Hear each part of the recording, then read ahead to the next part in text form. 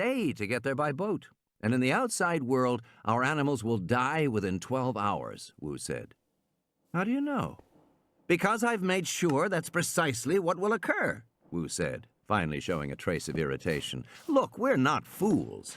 We understand these are prehistoric animals. They are part of a vanished ecology, a complex web of life that became extinct millions of years ago. They might have no predators in the contemporary world, no checks on their growth. We don't want them to survive in the wild. So I've made them lysine dependent.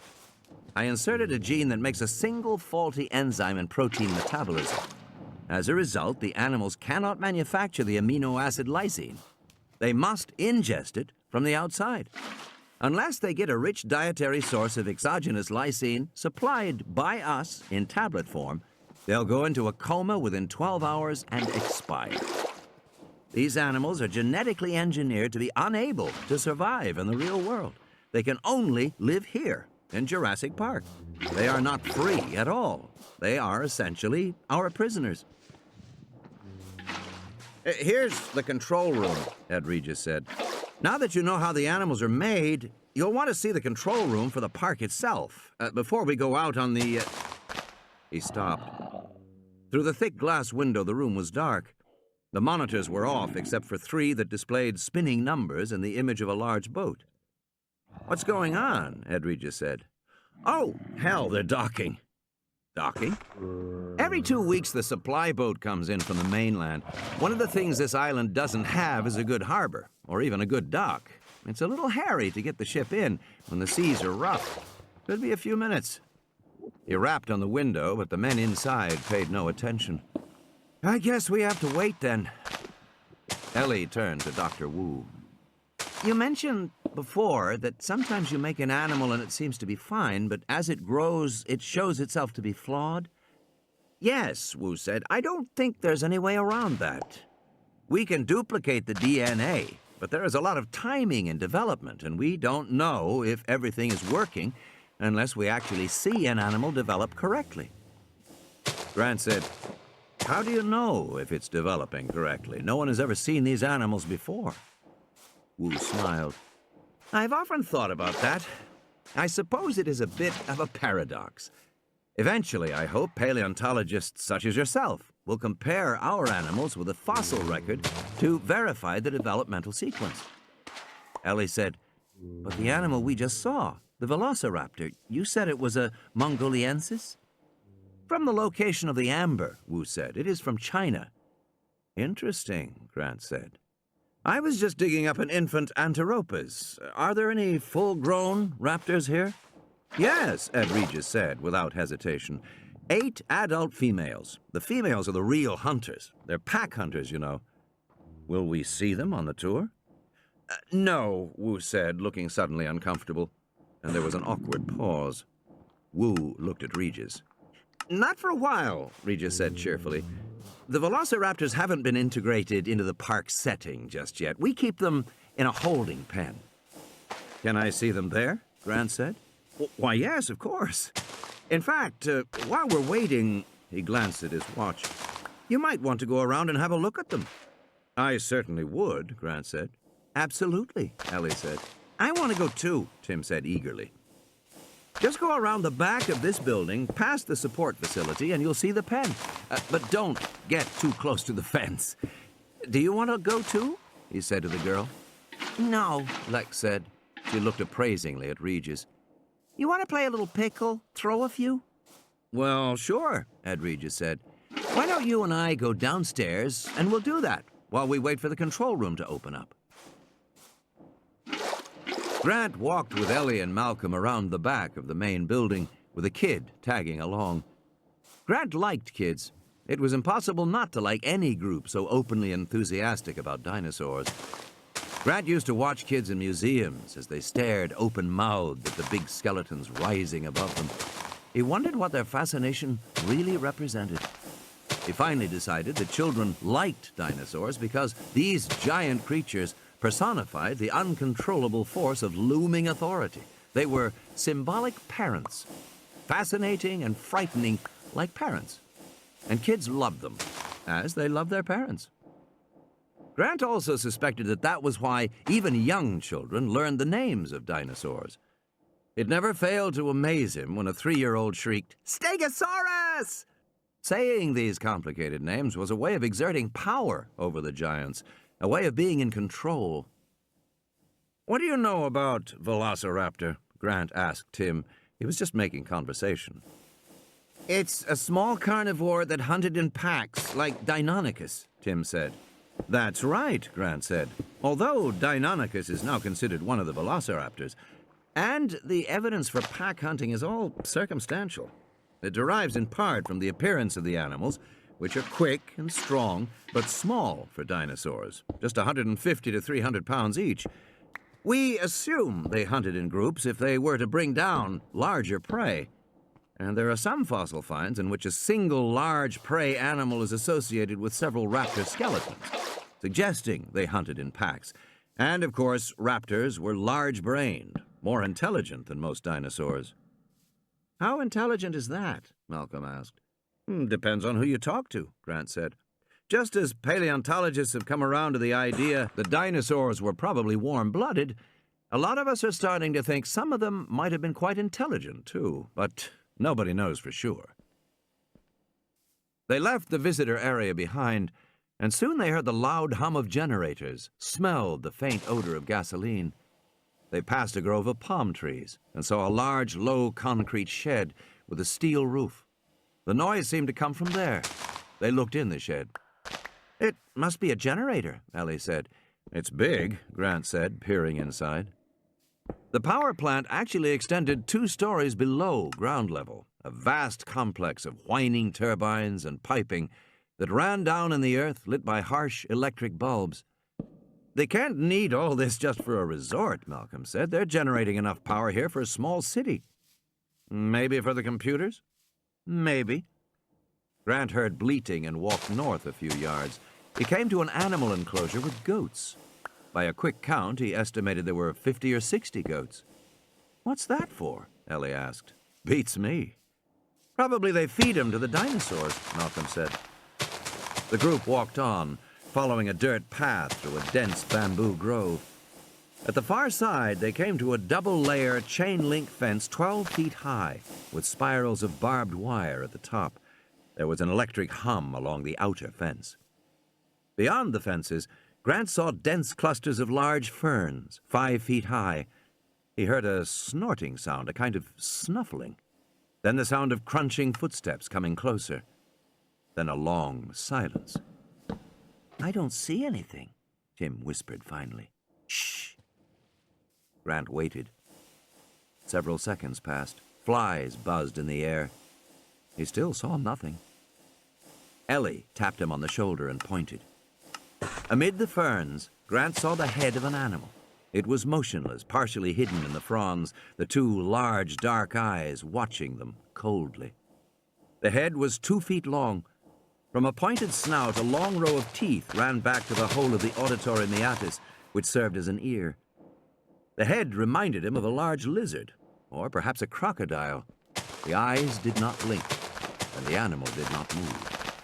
Its skin was leathery with a pebbled texture, and basically the same coloration as the infant's, yellow-brown, with darker reddish markings like the stripes of a tiger. As Grant watched, a single forelimb reached up very slowly to part the ferns beside the animal's face. The limb, Grant saw, was strongly muscled. The hand had 3 grasping fingers, each ending in curved claws. The hand gently, slowly, pushed aside the ferns. Grant felt a chill and thought, "He's hunting us." For a mammal like man, there was something indescribably alien about the way reptiles hunted their prey. No wonder men hated reptiles. The stillness, the coldness, the pace was all wrong. To be among alligators or other large reptiles was to be reminded of a different kind of life, a different kind of world, now vanished from the earth. Of course, this animal didn't realize that he had been spotted, Well, I mean, shoot. The while attack you're came still suddenly, here, from the left and right. I might Charging actually raptors covered the continue 10 yards to showing the that. fence with shocking speed. Grant had a blurred impression of powerful 6-foot-tall bodies, stiff balancing tails, limbs with curving claws, open jaws with rows of jagged teeth. I mean, The animals snarled as they came forward, and then leapt bodily into the air, raising their hind legs with their big dagger claws. Then they struck the fence in front of them, throwing off twin bursts of hot sparks. The velociraptors fell backward to the ground, hissing. check and see if this is. The visitors all moved forward, fascinated. Only then did the third animal attack, leaping up to strike the fence at chest level. Tim screamed in fright as the sparks exploded all around him. The creature snarled, a low reptilian hissing sound, and leapt back among the ferns. Then they were gone, leaving behind a faint odor of decay and hanging, acrid smoke. I am. Holy shit, Tim said. It was so fast, Ellie said. Pack hunters, Grant said, shaking his head. Pack hunters for whom ambush is an instinct. Fascinating. I wouldn't call them tremendously intelligent, Malcolm said. On the other side of the fence, they heard snorting in the palm trees. Several heads poked slowly out of the foliage. From the Create mod. Grant counted 3, 4, 5. The animals watched them, staring coldly. A black man in coveralls came running up to them. Are you all right? We're okay, Grant said. The alarms were set off. The man looked at the fence, dented and charred. They attacked you? 3 of them did, yes. The black man nodded. They do that all the time. Hit the fence, take a shock. They never seem to mind. Not too smart, are they? Malcolm said. The black man paused. He squinted at Malcolm in the afternoon light. Be glad for that fence, senor, he said, and turned away. From beginning to end, the entire attack could not have taken more than 6 seconds. Grant was still trying to organize his impressions. The speed was astonishing. The animals were so fast he had hardly seen them move. Walking back, Malcolm said, They are remarkably fast. Yes, Grant said, much faster than any living reptile. A bull alligator can move quickly, but only over a short distance, 5 or 6 feet. Big lizards like the 5-foot Komodo dragons of Indonesia have been clocked at 30 miles an hour, fast enough to run down a man, and they kill men all the time. But I'd guess the animal behind the fence was more than twice that fast. Cheetah speed, Malcolm said, 60, 70 miles an hour. Exactly. But they seem to dart forward, Malcolm said, rather like birds. Yes. In the contemporary world, only very small mammals like the cobra-fighting mongoose had such quick responses. Small mammals. And, of course, birds. The snake-hunting secretary bird of Africa, or the cassowary.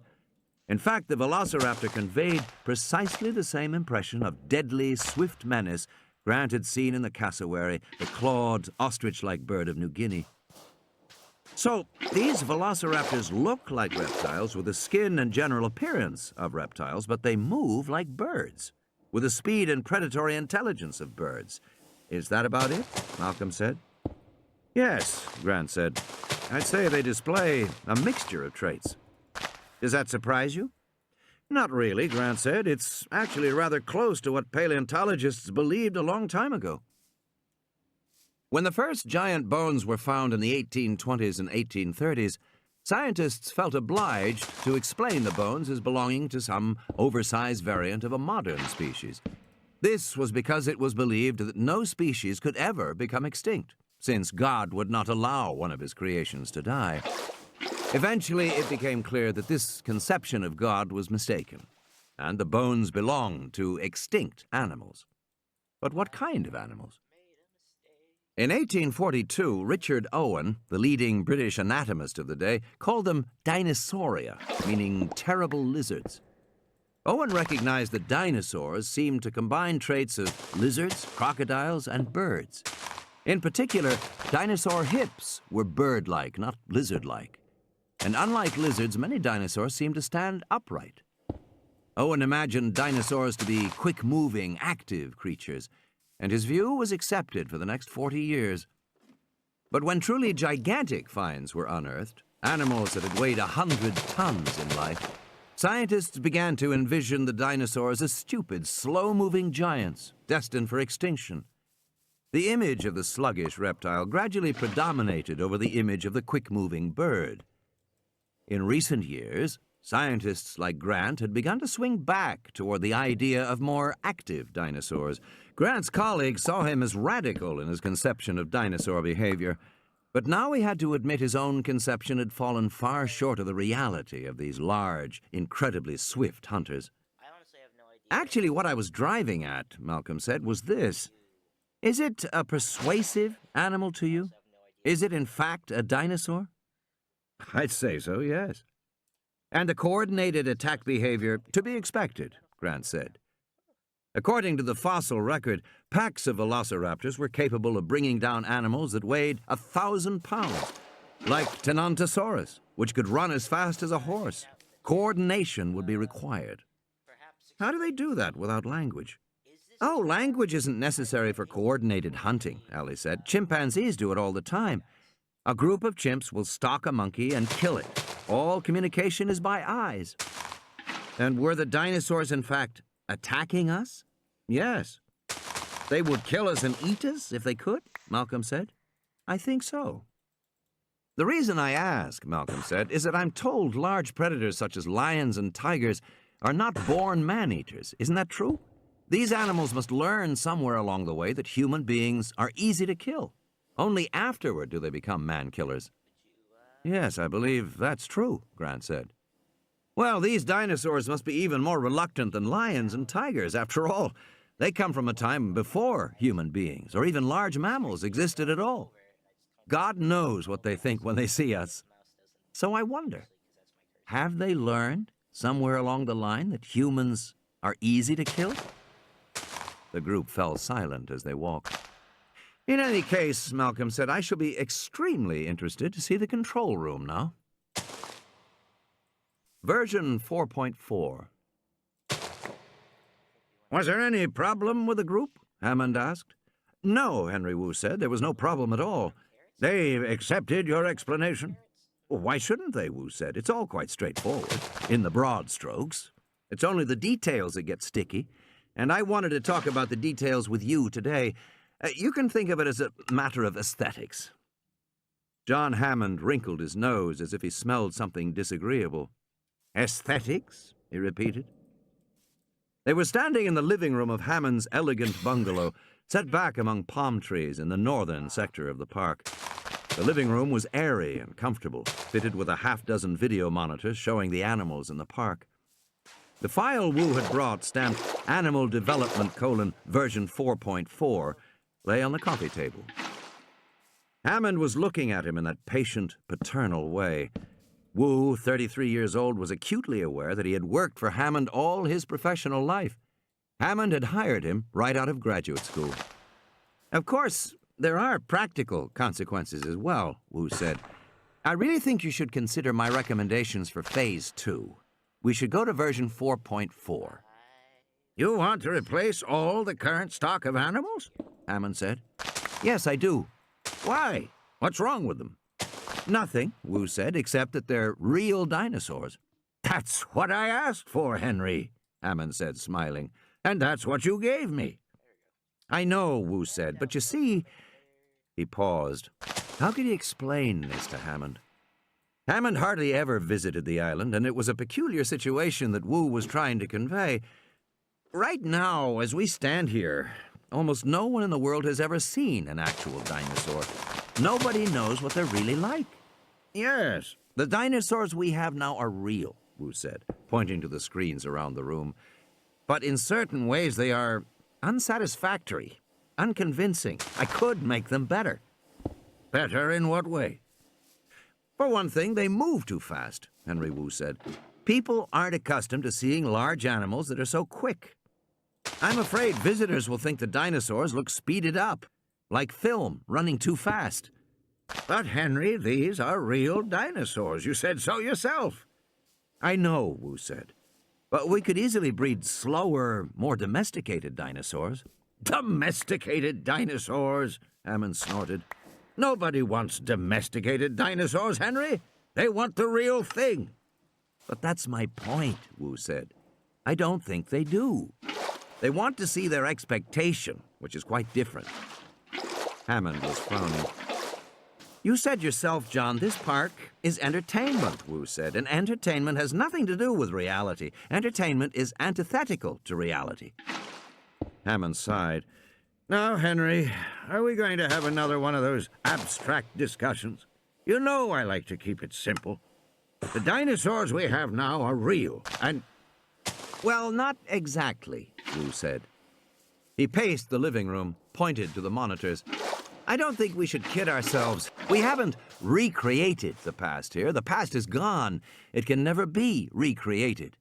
What we've done is reconstruct the past, or at least a version of the past, and I'm saying we could make a better version. Better than real? Why not, Wu said. After all, these animals are already modified.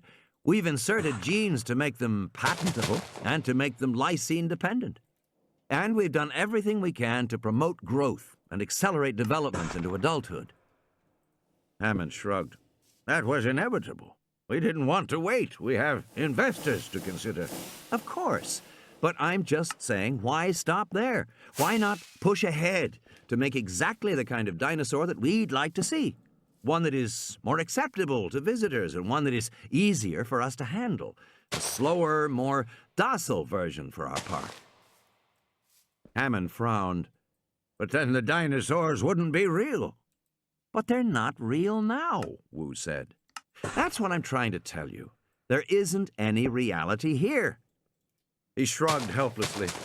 He could see he wasn't getting through. Hammond had never been interested in technical details, and the essence of the argument was technical. How could he explain to Hammond about the reality of DNA dropouts, the patches, the gaps in the sequence that Wu had been obliged to fill in, making the best guesses he could, but still making guesses? The DNA of the dinosaurs was like old photographs that had been retouched, basically the same as the original, but in some places repaired and clarified, and as a result... Now, Henry, Hammond said, putting his arm around Wu's shoulder, if you don't mind my saying so, I think you're getting cold feet. You've been working very hard for a long time, and you've done a hell of a job. A hell of a job. And it's finally time to reveal to some people what you've done. It's natural to be a little nervous, to have some doubts, but I am convinced, Henry, that the world will be entirely satisfied. Entirely satisfied. As he spoke, Hammond steered him toward the door. But John, Wu said, remember back in '87 when we started to build the containment devices? We didn't have any full-grown adults yet, so we had to predict what we'd need. We ordered big taser shockers, cars with cattle prods mounted on them, guns that blow out electric nets, all built specially to our specifications. We've got a whole array of devices now, and they're all too slow. We've got to make some adjustments. You know that Muldoon wants military equipment, law missiles, and laser-guided devices? Let's leave Muldoon out of this, Hammond said. I'm not worried. It's just a zoo, Henry. The phone rang and Hammond went to answer it. Wu tried to think of another way to press his case, but the fact was that after 5 long years, Jurassic Park was nearing completion, and John Hammond just wasn't listening to him anymore.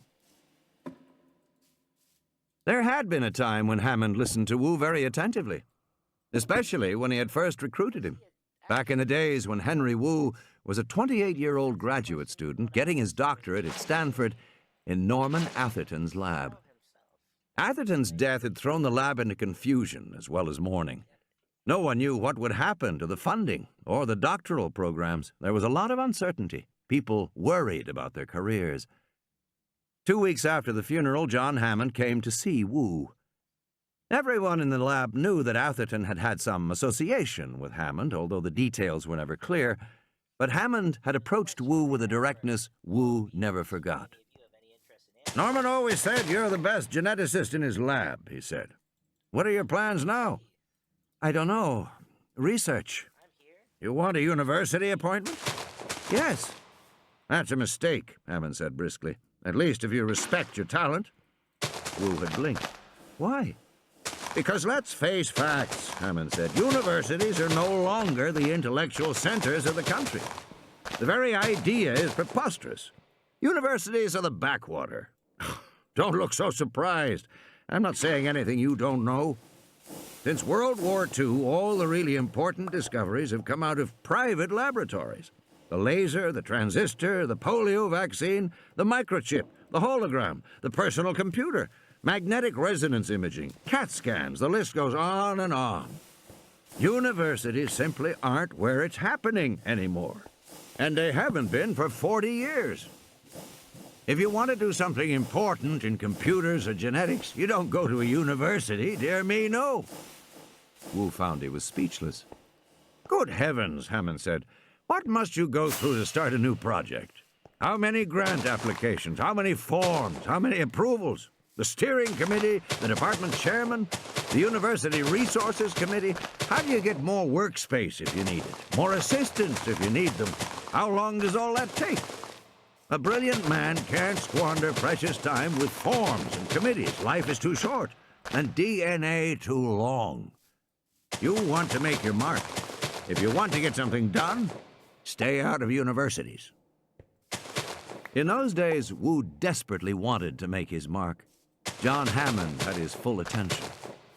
I'm talking about work, Hammond continued. Real accomplishment. What does a scientist need to work? He needs time. And he needs money.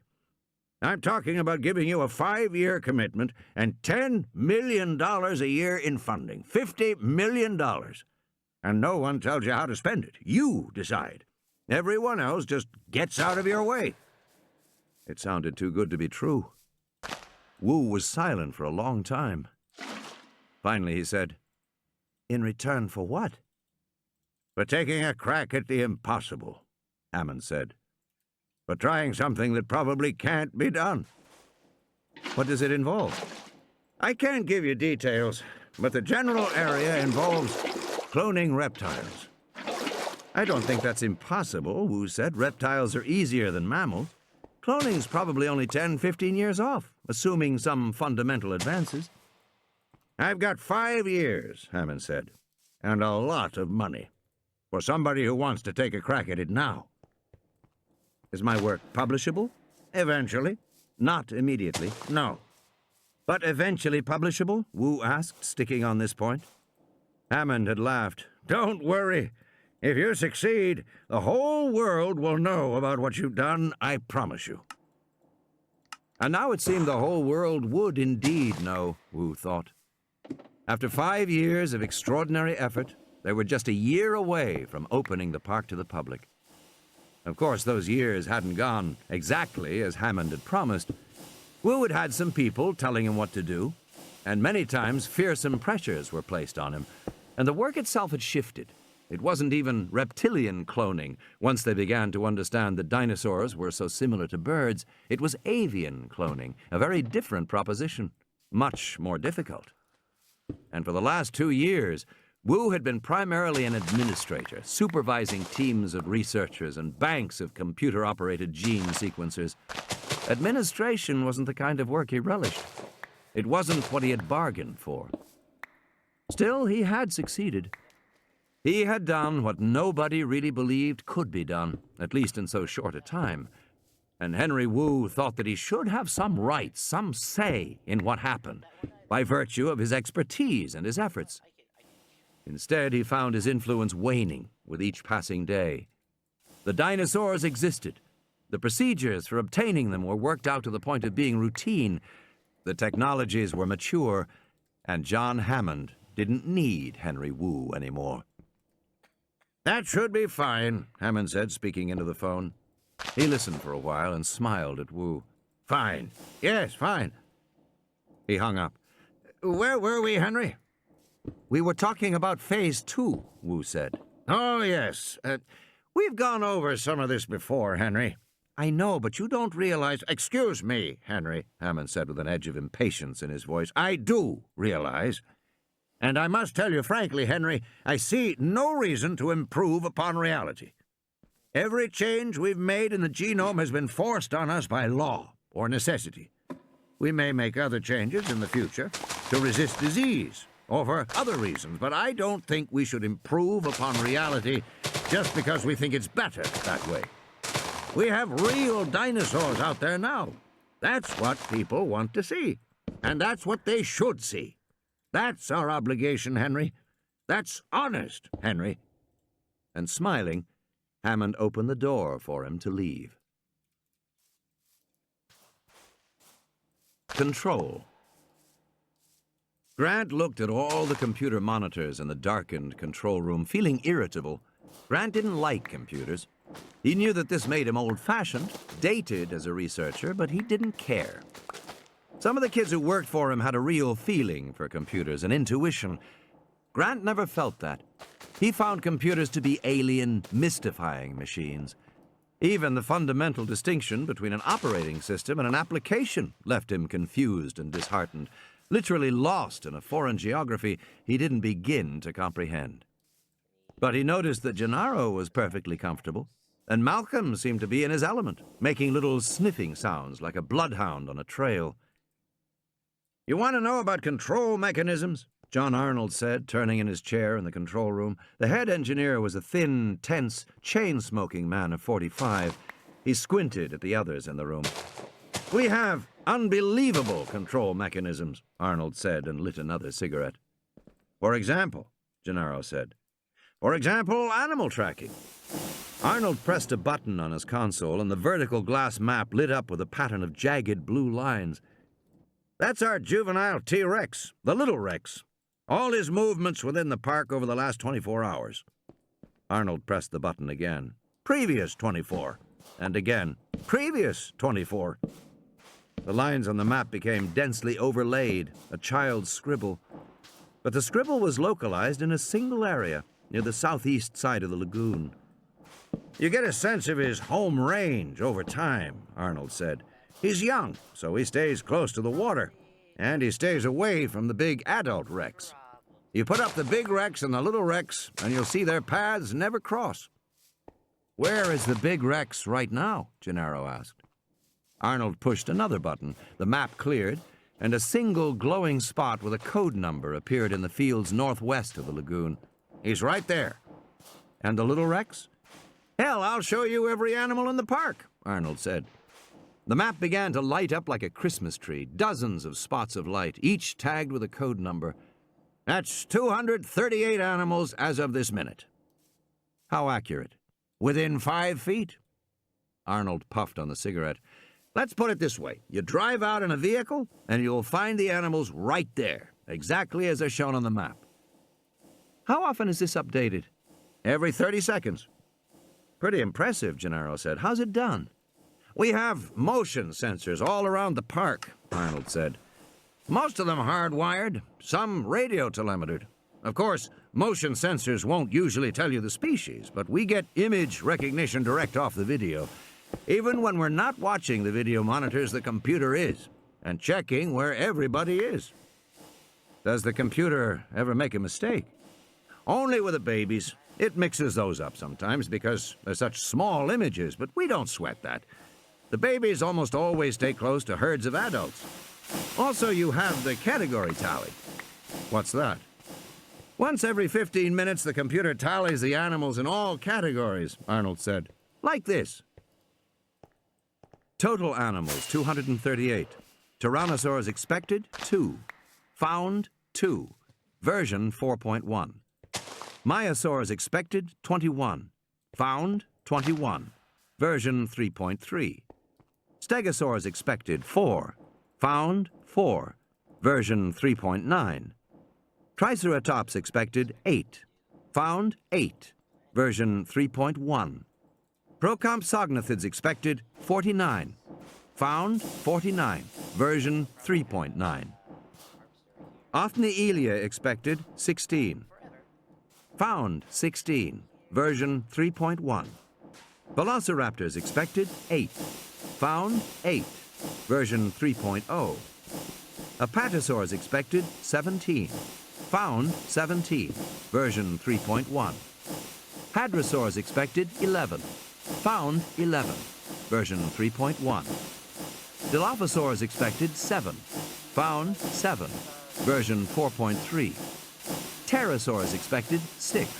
Found 6. Version 4.3. Hypsilophodontids expected 33. Found 33. Version 2.9. Euplocephalids expected 16. Found 16. Version 4.0. Styracosaurs expected 18. Found 18. Version 3.9. Microceratops expected 22. Found 22. Version 4.1. Total expected 238. Total found 238. End of side 4. Side 5. What you see here, Arnold said, is an entirely separate counting procedure. It isn't based on the tracking data, it's a fresh look. The whole idea is that the computer can't make a mistake because it compares 2 different ways of gathering the data. If an animal were missing, we'd know it within 5 minutes. I see, Malcolm said. And has that ever actually been tested? Well, in a way, Arnold said. We've had a few animals die. An Othnielian got caught in the branches of a tree and strangled. One of the stegos died of that intestinal illness that keeps bothering them.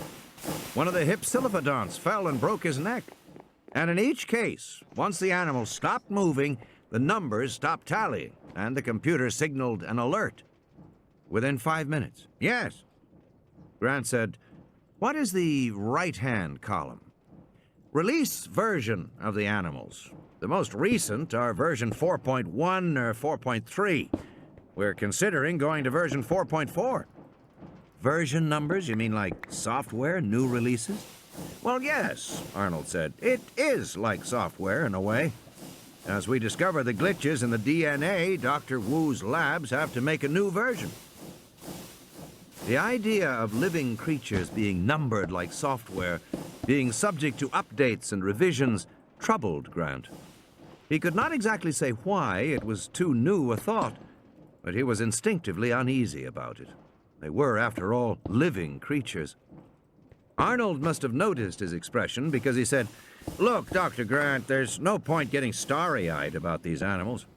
It's important for everyone to remember that these animals are created by man. Sometimes there are bugs. So, as we discover the bugs, Dr. Wu's labs have to make a new version.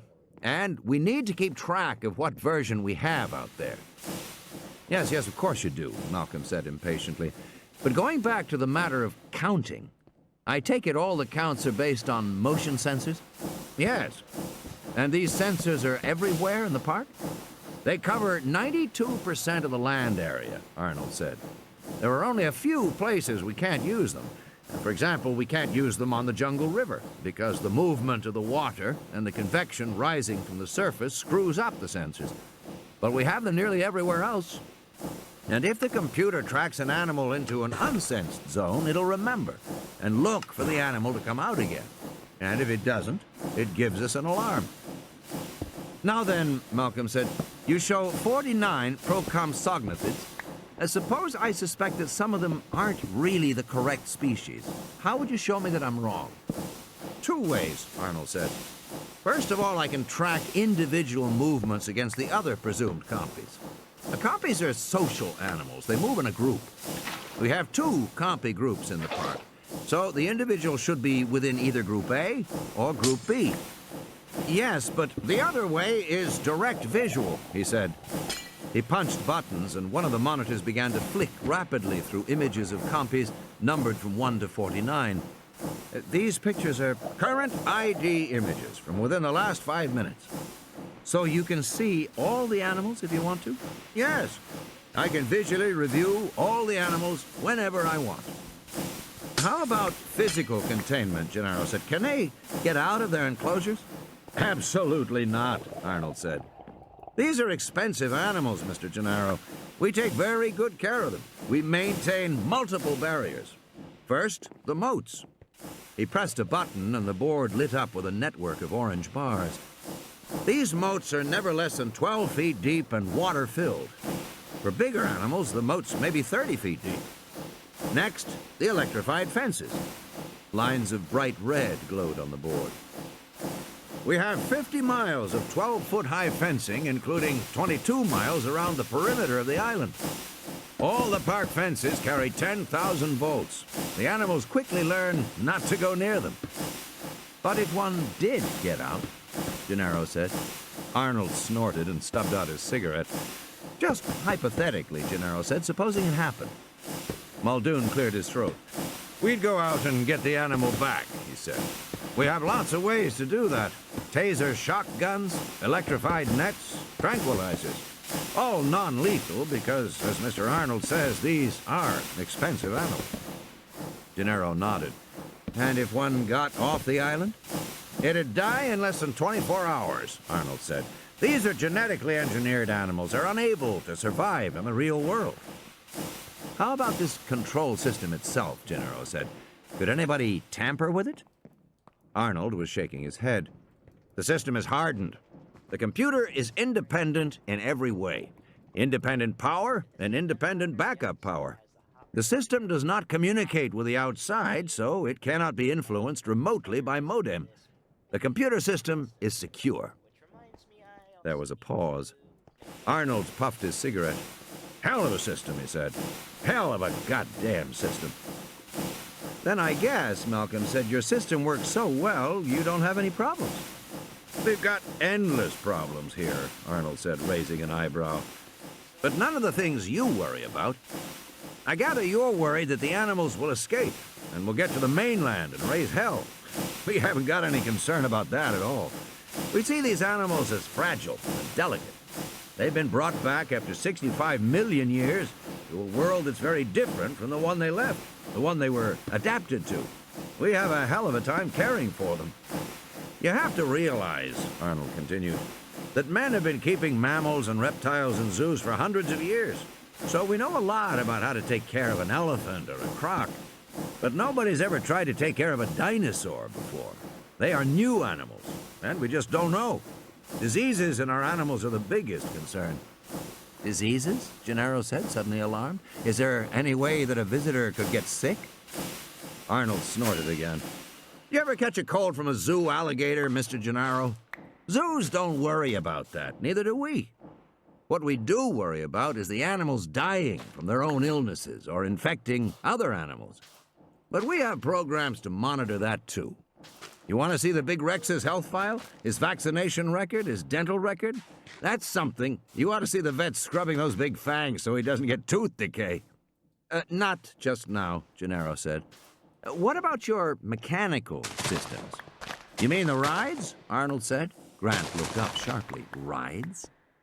None of the rides are running yet, Arnold was saying. We have the Jungle River ride, where the boats follow tracks underwater, and we have the Aviary Lodge ride, but none of it's operational yet. The park will open with a basic dinosaur tour, the one that you're about to take in a few minutes. The other rides will come online 6-12 months after that. Wait a minute, Grant said. You're going to have rides? Like an amusement park? Arnold said, this is a zoological park. We have tours of different areas, and we call them rides, that's all. Grant frowned. Again, he felt troubled. He didn't like the idea of dinosaurs being used for an amusement park. Malcolm continued his questions. You can run the whole park from this control room? Yes, Arnold said. I can run it single-handed if I have to. We've got that much automation built in. The computer by itself can track the animals, feed them, and fill their water troughs for 48 hours without supervision. This is the system Mr. Nedry designed? Malcolm asked. Dennis Nedry was sitting at a terminal in the far corner of the room, eating a candy bar and typing. Yes, that's right, Nedry said, not looking up from the keyboard. It's a hell of a system, Arnold said proudly. That's right, Nedry said absently. Just one or two minor bugs to fix. No, Arnold said. I see the tour is starting, so unless you have other questions... Actually, just one, Malcolm said. Just a research question. You showed us that you can track the Procompsognathids. And you can visually display them individually. Can you do any studies of them as a group? Measure them or whatever? If I wanted to know height or weight or... Arnold was punching buttons. Another screen came up, headed Height Distribution Procompsognathids, over a graph showing a smooth, symmetrical distribution curve with a single peak at 34 centimeters, based on the height of the Procompsognathids in the park. We can do all of that, and very quickly, Arnold said. The computer takes measurement data in the course of reading the video screen, so it's translatable at once. You see here we have a normal Poisson distribution for the animal population. It shows that most of the animals cluster around an average central value, and a few are either larger or smaller than the average at the tails of the curve. You would expect that kind of graph, Malcolm said. Yes, any healthy biological population shows this kind of distribution. Now then, Arnold said, lighting another cigarette, are there any other questions? No, Malcolm said. I've learned what I need to know. As they were walking out, Gennaro said, it looks like a pretty good system to me. I don't see how any animals could get off this island. Don't you? Malcolm said. I thought it was completely obvious. Wait a minute, Gennaro said. You think animals have gotten out? I know they have. Gennaro said, but how? You saw for yourself. They can count all the animals. They can look at all the animals. They know where all the animals are at all times. How can one possibly escape? Malcolm smiled. It's quite obvious, he said. It's just a matter of your assumptions. Your assumptions? Gennaro repeated, frowning. Yes, Malcolm said. Look here. The basic event that has occurred in Jurassic Park is that the scientists and technicians have tried to make a new, complete biological world. And the scientists in the control room expect to see a natural world. As in the graph they just showed us. Even though a moment's thought reveals that nice, normal distribution is terribly worrisome on this island. It is? Yes. Based on what Dr. Wu told us earlier, one should never see a population graph like that. Why not? Gennaro said. Because that is a graph for a normal biological population, which is precisely what Jurassic Park is not. Jurassic Park is not the real world. It is intended to be a controlled world that only imitates the natural world. In that sense, it's a true park, rather like a Japanese formal garden, nature manipulated to be more natural than the real thing, if you will. I'm afraid you've lost me, Gennaro said, looking annoyed. I'm sure the tour will make everything clear, Malcolm said. The tour. This way, everybody, this way, Ed Regis said. By his side, a woman was passing out pith helmets with Jurassic Park labeled on the headband and a little blue dinosaur logo. A line of Toyota Land Cruisers came out of an underground garage beneath the visitor center, each car pulled up driverless and silent. Two black men in safari uniforms were opening the doors for passengers. 2 to 4 passengers to a car, please. 2 to 4 passengers to a car, a recorded voice was saying. Children under 10 must be accompanied by an adult. 2 to 4 passengers to a car, please. Tim watched as Grant, Sattler, and Malcolm got into the first Land Cruiser with a lawyer, Gennaro. Tim looked over at Lex, who was standing, pounding her fist into her glove. Tim pointed to the first car and said, "Can I go with them?" "I'm afraid they have some things to discuss," Ed Regis said. "Technical things." "I'm interested in technical things," Tim said. "I'd rather go with them." "Well, you'll be able to hear what they're saying," Regis said. "We'll have a radio open between the cars." The second car came. Tim and Lex got in, and Ed Regis followed. "These are electric cars," Regis said, "guided by a cable in the roadway." Tim was glad he was sitting in the front seat because mounted in the dashboard were 2 computer screens and a box that looked to him like a CD-ROM. That was a laser disc player controlled by a computer. There was also a portable walkie-talkie and some kind of a radio transmitter. There were 2 antennas on the roof and some odd goggles in the map pocket. The black men shut the doors of the Land Cruiser. The car started off with an electric hum. Up ahead, the 3 scientists and Gennaro were talking and pointing, clearly excited. Ed Regis said, Let's hear what they are saying. An intercom clicked. I don't know what the hell you think you're doing here, Gennaro said over the intercom. He sounded very angry. I know quite well why I'm here, Malcolm said. You're here to advise me, not play goddamn mind games. I've got 5% of this company and a responsibility to make sure that Hammond has done his job responsibly. Now you goddamn come here. Ed Regis pressed the intercom button and said, in keeping with the non-polluting policies of Jurassic Park, these lightweight electric Land Cruisers have been specially built for us by Toyota in Osaka. Eventually, we hope to drive among the animals, just as they do in African game parks. But for now, sit back and enjoy the self-guided tour. He paused. And, by the way, we can hear you back here. Oh, Christ, Gennaro said. I have to be able to speak freely. I didn't ask for these damn kids to come... Ed Regis smiled blandly and pushed a button. We'll just begin the show, shall we? They heard a fanfare of trumpets, and the interior screens flashed Welcome to Jurassic Park. A sonorous voice said, Welcome to Jurassic Park. You are now entering the lost world of the prehistoric past, a world of mighty creatures long gone from the face of the earth, which you are privileged to see for the first time. That's Richard Kiley, Ed Regis said. We spared no expense. Is this where the spirit looks? The Land Cruiser passed through a grove of low, stumpy palm trees. Richard Kiley was saying, Notice, first of all, the remarkable plant life that surrounds you. Those trees to your left and right are called cycads, the prehistoric predecessors of palm trees. Cycads were a favorite food of the dinosaurs.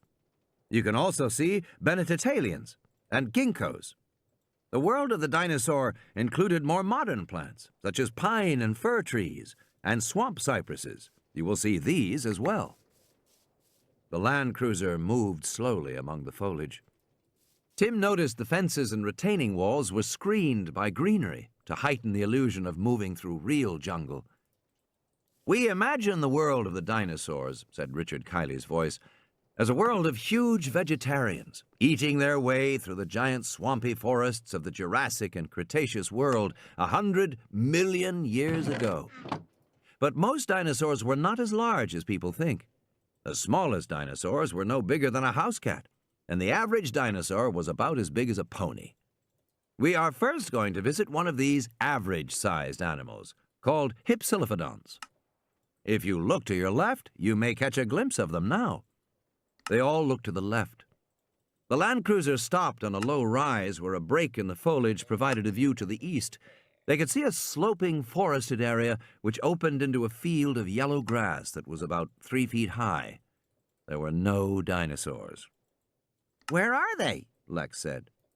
Tim looked at the dashboard. The transmitter lights blinked and the CD-ROM whirred. Obviously, the disk was being accessed by some automatic system. He guessed that the same motion sensors that tracked the animals also controlled the screens in the Land Cruiser. The screens now showed pictures of Hypsilophodonts and printed out data about them. The voice said, Hypsilophodonts are the gazelles of the dinosaur world, small, quick animals that once roamed everywhere in the world, from England to Central Asia to North America. We think these dinosaurs were so successful because they had better jaws and teeth for chewing plants than their contemporaries did. In fact, the name Hypsilophodontid means high-ridged tooth, which refers to the characteristic self-sharpening teeth of these animals. You can see them in the plains directly ahead, and also perhaps in the branches of the trees. In the trees? Lex said. Dinosaurs in the trees? Tim was scanning with binoculars, too. To the right, he said. Halfway up that big green trunk. In the dappled shadows of the tree, a motionless dark green animal about the size of a baboon stood on a branch. It looked like a lizard standing on its hind legs. It balanced itself with a long, drooping tail. That's an othnielia, Tim said. The small animals you see are called othnielia, the voice said, in honor of the 19th century dinosaur hunter Othniel Marsh of Yale. Tim spotted 2 more animals on the higher branches of the same tree. They were all about the same size. None of them were moving. Pretty boring, Lex said. They're not doing anything. The main herd of animals can be found in the grassy plain below you, said the voice. We can rouse them with a simple mating call. A loudspeaker by the fence gave a long nasal call, like the honking of geese. From the field of grass directly to their left, 6 lizard heads poked up, one after another. The effect was comical, and Tim laughed. The heads disappeared. The loudspeaker gave the call again, and once again the heads poked up in exactly the same way, one after another. The fixed repetition of the behavior was striking. Hypsilophodonts are not especially bright animals, the voice explained. They have roughly the intelligence of a domestic cow.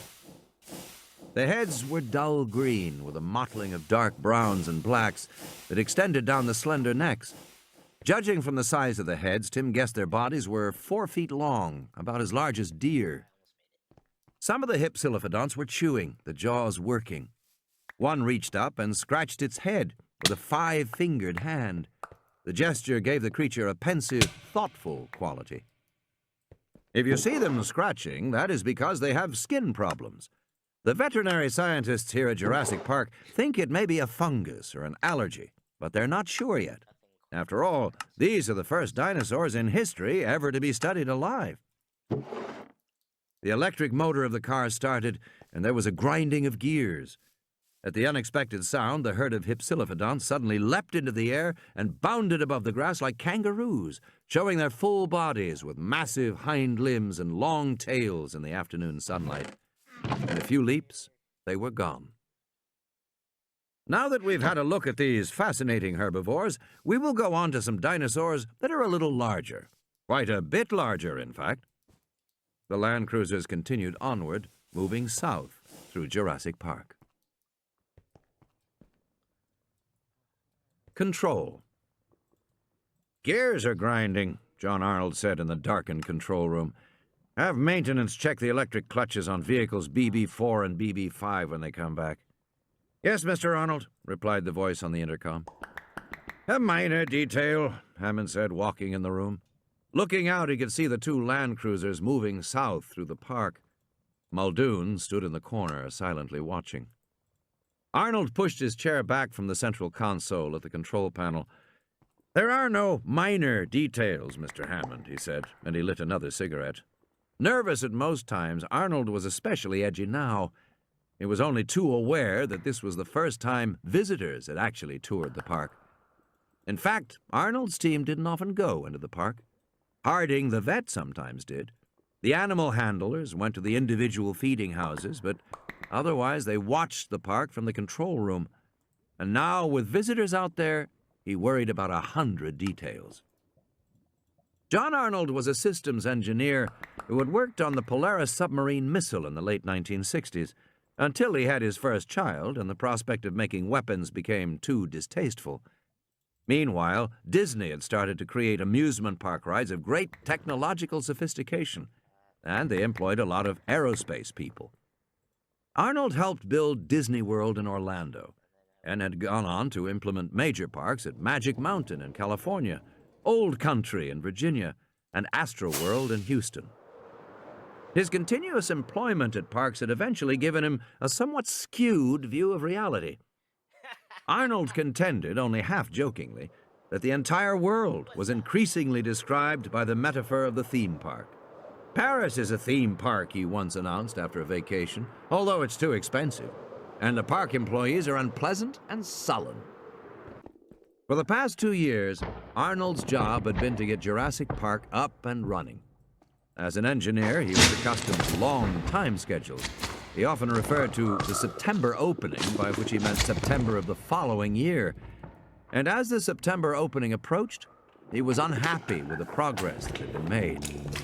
He knew from experience that it sometimes took years to work the bugs out of a single park ride, let alone get a whole park running properly. You're just a worrier, Hammond said. I don't think so, Arnold said.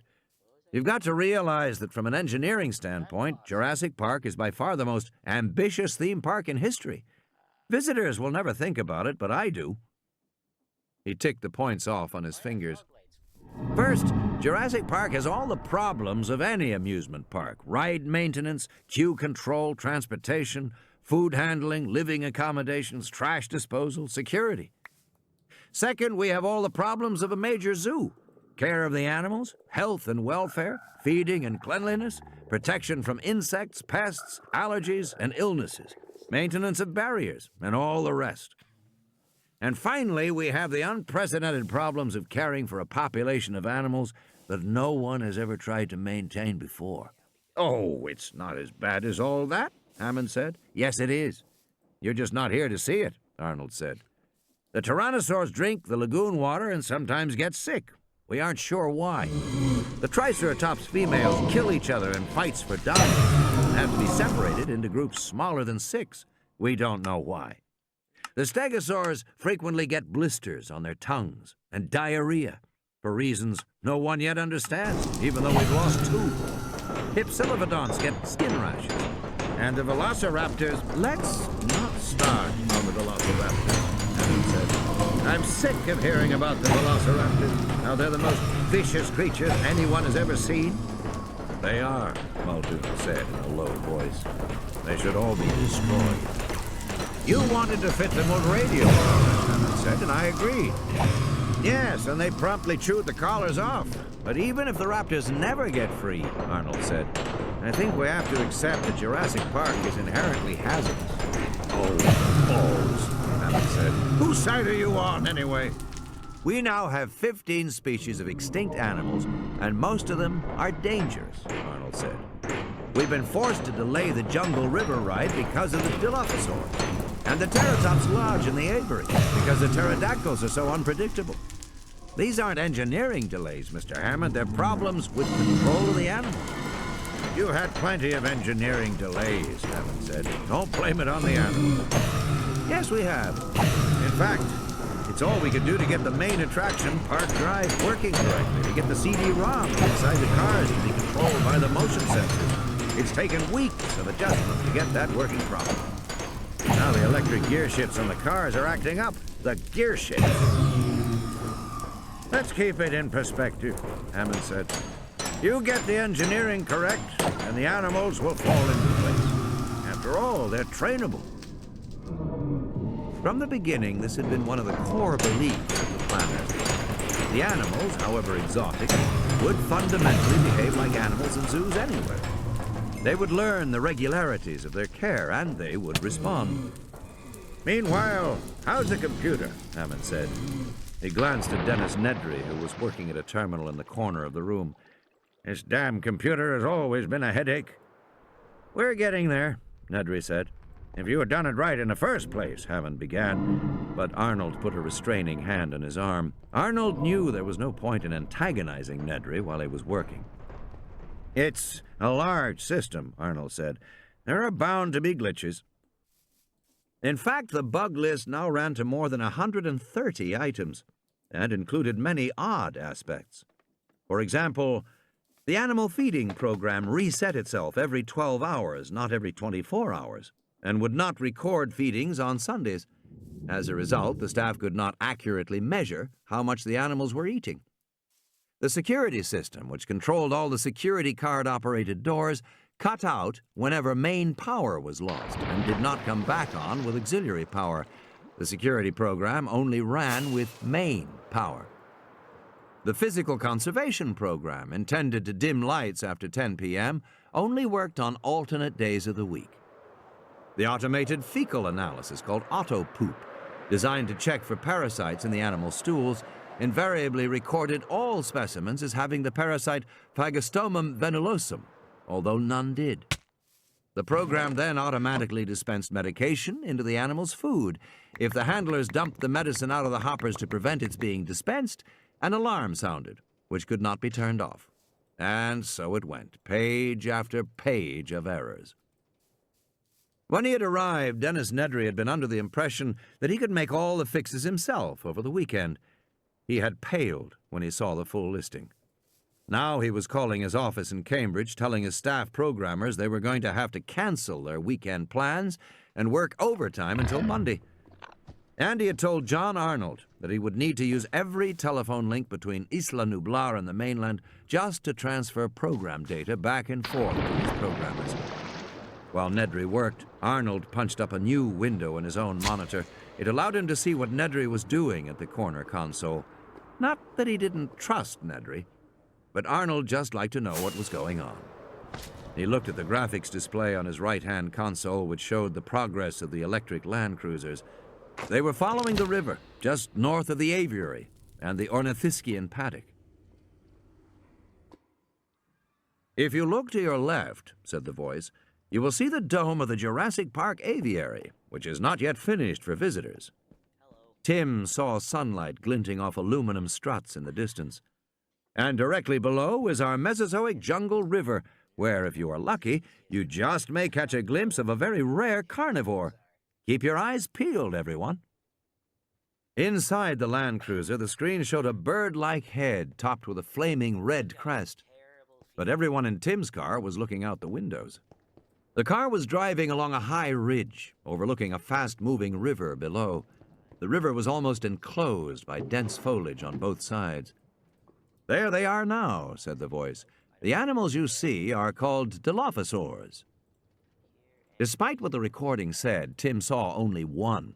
The Dilophosaur crouched on its hind legs by the river, drinking. It was built on the basic carnivore pattern with a heavy tail, strong hind limbs, and a long neck. Its 10-foot-tall body was spotted yellow and black like a leopard. But it was the head that held Tim's attention. Two broad, curving crests ran along the top of the head from the eyes to the nose. The crests met in the center, making a V shape above the dinosaur's head. The crests had red and black stripes, reminiscent of a parrot or toucan. The animal gave a soft hooting cry like an owl. "They're pretty," Lex said. "Dilophosaurus," the tape said, "is one of the earliest carnivorous dinosaurs. Scientists thought their jaw muscles were too weak to kill prey and imagined they were primarily scavengers, but now we know they are poisonous." "Hey," Tim grinned, "all right." Again, the distinctive hooting call of the Dilophosaur drifted across the afternoon air toward them. Lex shifted uneasily in her seat. "Are they really poisonous, Mr. Regis?" "Don't worry about it," Ed Regis said. "But are they?" "Well, yes, Lex. Along with such living reptiles as Gila monsters and rattlesnakes, Dilophosaurus secretes a hematotoxin from glands in its mouth. Unconsciousness follows within minutes of a bite. The dinosaur will then finish the victim off at its leisure, making Dilophosaurus a beautiful but deadly addition to the animals you see here at Jurassic Park." The Land Cruiser turned a corner, leaving the river behind. Tim looked back, hoping for a last glimpse of the Dilophosaur. This was amazing. Poisonous dinosaurs. He wished he could stop the car, but everything was automatic. He bet Dr. Grant wanted to stop the car, too.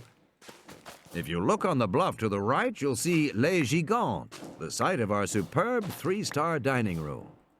Chef Alain Richard hails from the world-famous Le Beaumanière in France. Make your reservations by dialing 4 from your hotel rooms." Tim looked up on the bluff and saw nothing. Not for a while, though," Ed Regis said.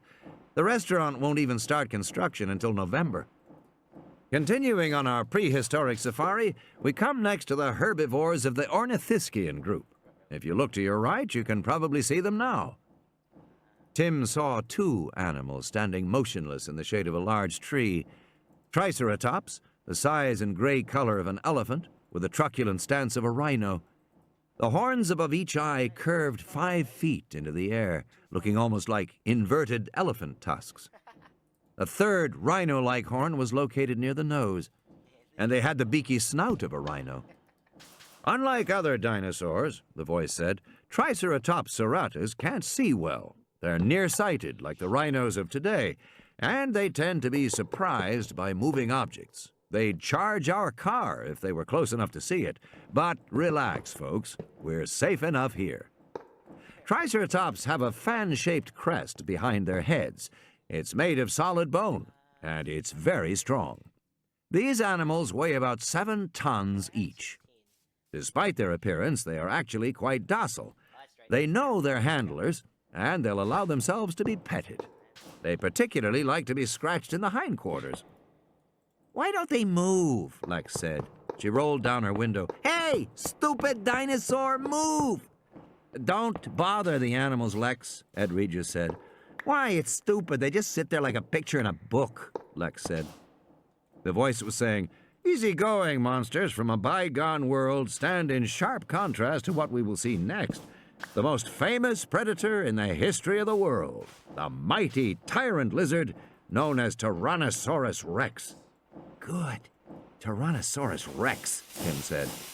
I hope he's better than these bozos, Lex said, turning away from the Triceratops. The Land Cruiser rumbled forward. Big Rex. The mighty tyrannosaurs arose late in dinosaur history. Dinosaurs ruled the Earth for 120 million years, but there were tyrannosaurs for only the last 15 million years of that period. The land cruisers had stopped at the rise of a hill. They overlooked a forested area sloping down to the edge of the lagoon. The sun was falling to the west, sinking into a misty horizon. The whole landscape of Jurassic Park was bathed in soft light, with lengthening shadows. The surface of the lagoon rippled in pink crescents. Farther south, they saw the graceful necks of the apatosaurs standing at the water's edge, their bodies mirrored in the moving surface. It was quiet, except for the soft drone of cicadas. As they stared out at that landscape, it was possible to believe that they had really been transported millions of years back in time to a vanished world. It works, doesn't it? They heard Ed Regis say over the intercom. I like to come here sometimes in the evening and just sit. Grant was unimpressed. Where is T-Rex? Good question. You often see the little one down in the lagoon. The lagoon's stocked, so we have fish in there. The little one has learned to catch the fish. Interesting how he does it. He doesn't use his hands, but he ducks his whole head under the water like a bird. The little one? The little T-Rex. He's a juvenile, 2 years old, and about a third grown now, stands 8 feet high, weighs 1.5 tons. The other one's a full-grown tyrannosaur, but I don't see him at the moment. Maybe he's down hunting the apatosaurs, Grant said. Regis laughed, his voice tinny over the radio. He would if he could, believe me. Sometimes he stands by the lagoon and stares at those animals and wiggles those little forearms of his in frustration. But the T-Rex territory is completely enclosed with trenches and fences. They're disguised from view, but believe me, he can't go anywhere. Then where is he? Hiding, Regis said. He's a little shy. Shy? Malcolm said. Tyrannosaurus Rex is shy? Well, he conceals himself as a general rule. You almost never see him out in the open, especially in daylight. Why is that? We think it's because he has sensitive skin and sunburns easily. Malcolm began to laugh. Grant sighed. You're destroying a lot of illusions. I don't think you'll be disappointed, Regis said. Just wait. They heard a soft bleating sound. In the center of a field, a small cage rose up into view, lifted on hydraulics from underground. The cage bars slid down, and the goat remained tethered in the center of the field, bleating plaintively. Any minute now, Regis said again. They stared out the window. Look at them, Hammond said, watching the control room monitor. Leaning out of the window so eager, they can't wait to see it. They have come for the danger. That's what I'm afraid of, Muldoon said. He twirled the keys on his finger and watched the land cruisers tensely. This was the first time that visitors had toured Jurassic Park, and Muldoon shared Arnold's apprehension. Robert Muldoon was a big man, 50 years old, with a steel-gray mustache and deep blue eyes. Raised in Kenya, he had spent most of his life as a guide for African big game hunters, as had his father before him. But since 1980, he had worked principally for conservation groups and zoo designers as a wildlife consultant. He had become well known. An article in the London Sunday Times had said, "What Robert Trent Jones is to golf courses, Robert Muldoon is to zoos, a designer of unsurpassed knowledge and skill." In 1986, he had done some work for a San Francisco company that was building a private wildlife park on an island in North America. Muldoon had laid out the boundaries for different animals, defining space and habitat requirements for lions, elephants, zebras, and hippos, identifying which animals could be kept together and which had to be separated. At the time, it had been a fairly routine job. He had been more interested in an Indian park called Tiger World in southern Kashmir. Then, a year ago, he was offered a job as game warden of Jurassic Park. It coincided with a desire to leave Africa. The salary was excellent. Muldoon had taken it on for a year. He was astonished to discover the park was really a collection of genetically engineered prehistoric animals. It was, of course, interesting work, but during his years in Africa, Muldoon had developed an unblinking view of animals, an unromantic view that frequently set him at odds with the Jurassic Park management in California, particularly the little martinet standing beside him in the control room. In Muldoon's opinion, cloning dinosaurs in a laboratory was one thing, maintaining them in the wild was quite another. It was Muldoon's view that some dinosaurs were too dangerous to be kept in a park setting. In part, the danger existed because they still knew so little about the animals. For example, nobody even suspected the Dilophosaurs were poisonous until they were observed hunting indigenous rats on the island, biting the rodents and then stepping back to wait for them to die. And even then, nobody suspected the Dilophosaurs could spit until one of the handlers was almost blinded by spitting venom. After that, Hammond had agreed to study Dilophosaur venom, which was found to contain 7 different toxic enzymes. It was also discovered that the Dilophosaurs could spit a distance of 50 feet. Since this raised the possibility that a guest in a car might be blinded, management decided to remove the poison sacs. The vets had tried twice on 2 different animals without success. No one knew where the poison was being secreted, and no one would ever know until an autopsy was performed on a Dilophosaur and management would not allow one to be killed. Muldoon worried even more about the velociraptors. They were instinctive hunters, and they never passed up prey. They killed even when they weren't hungry. They killed for the pleasure of killing. They were swift, strong runners and astonishing jumpers.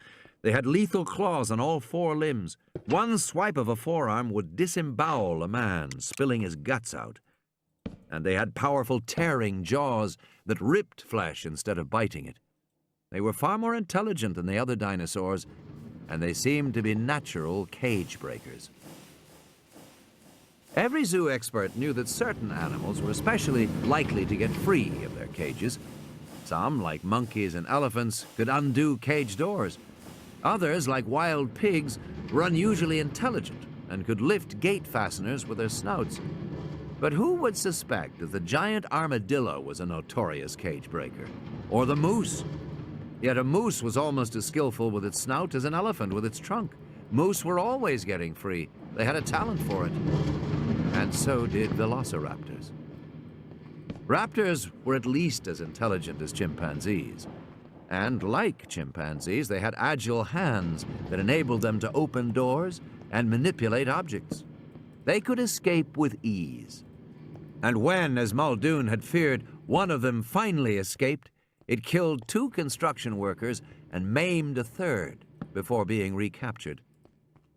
After that episode, the visitor lodge had been reworked with heavy barred gates, a high perimeter fence, and tempered glass windows. And the raptor holding pen was rebuilt with electronic sensors to warn of another impending escape. Muldoon wanted guns as well, and he wanted shoulder-mounted law missile launchers. Hunters knew how difficult it was to bring down a 4-ton African elephant, and some of the dinosaurs weighed 10 times as much. Management was horrified, insisting there be no guns anywhere on the island. When Muldoon threatened to quit and to take his story to the press, a compromise was reached. In the end, 2 specially built laser-guided missile launchers were kept in a locked room in the basement. Only Muldoon had keys to the room. Those were the keys Muldoon was twirling now. "I'm going downstairs," he said. Arnold, watching the control screens, nodded. The 2 land cruisers sat at the top of the hill, waiting for the T-Rex to appear. "Hey, Dennis Nedry called from the far console. "As long as you're up, give me a Coke, okay?" Grant waited in the car, watching quietly. The bleating of the goat became louder, more insistent. The goat tugged frantically at its tether, racing back and forth. Over the radio, Grant heard Lex say in alarm, What's gonna happen to the goat? Is she gonna eat the goat? "I think so," someone said to her, and then Ellie turned the radio down. Then they smelled the odor, a garbage stench of putrefaction and decay that drifted up the hillside toward them. Grant whispered, "He's here." She, Malcolm said. The goat was tethered in the center of the field, 30 yards from the nearest trees. The dinosaur must be somewhere among the trees, but for a moment Grant could see nothing at all. Then he realized he was looking too low. The animal's head stood 20 feet above the ground, half concealed among the upper branches of the palm trees. Malcolm whispered, "Oh my God, she's as large as a bloody building." Grant stared at the enormous square head, 5 feet long, mottled reddish-brown, with huge jaws and fangs. The Tyrannosaur's jaws worked once, opening and closing. The huge animal did not emerge from hiding. Malcolm whispered, "How long will it wait?" "Maybe 3 or 4 minutes. Maybe..." The Tyrannosaur sprang silently forward, fully revealing her enormous body. In 4 bounding steps, she covered the distance to the goat, bent down, and bit it through the neck. The bleating stopped. There was silence. Poised over her kill, the Tyrannosaur became suddenly hesitant. Her massive head turned on the muscular neck, looking in all directions. She stared fixedly at the Land Cruiser, high above on the hill. Malcolm whispered, "Can she see us?" Oh, yes, Regis said on the intercom. let's see if she's going to eat here in front of us or if she's going to drag the prey away. The Tyrannosaur bent down and sniffed the carcass of the goat. A bird chirped. Her head snapped up, alert, watchful. She looked back and forth, scanning in small, jerking shifts. "Like a bird," Ellie said. Still, the Tyrannosaur hesitated. What is she afraid of? Malcolm whispered. "Probably another Tyrannosaur," Grant whispered. Big carnivores like lions and tigers often became cautious after a kill, behaving as if suddenly exposed. 19th century zoologists imagined the animals felt guilty for what they had done, but contemporary scientists documented the effort behind a kill, hours of patient stalking before the final lunge, as well as the frequency of failure. The idea of nature red in tooth and claw was wrong. Most often, the prey got away. When a carnivore finally brought down an animal, it was watchful for another predator who might attack it and steal its prize. Thus, this Tyrannosaur was probably fearful of another Tyrannosaur. The huge animal bent over the goat again. One great hind limb held the carcass in place as the jaws began to tear the flesh. She's going to stay, Regis whispered. Excellent. The Tyrannosaur lifted her head again, ragged chunks of bleeding flesh in her jaws. She stared at the Land Cruiser. She began to chew. They heard the sickening crunch of bones. Ew, Lex said over the intercom. that's disgusting. And then, as if caution had finally gotten the better of her, the Tyrannosaur lifted the remains of the goat in her jaws and carried them silently back among the trees. "Ladies and gentlemen, Tyrannosaurus Rex," the tape said. The Land Cruiser started up and moved silently off through the foliage. Malcolm sat back in his seat. "Fantastic," he said. Gennaro wiped his forehead. He looked pale. Control. Henry Wu came into the control room to find everyone sitting in the dark, listening to the voices on the radio.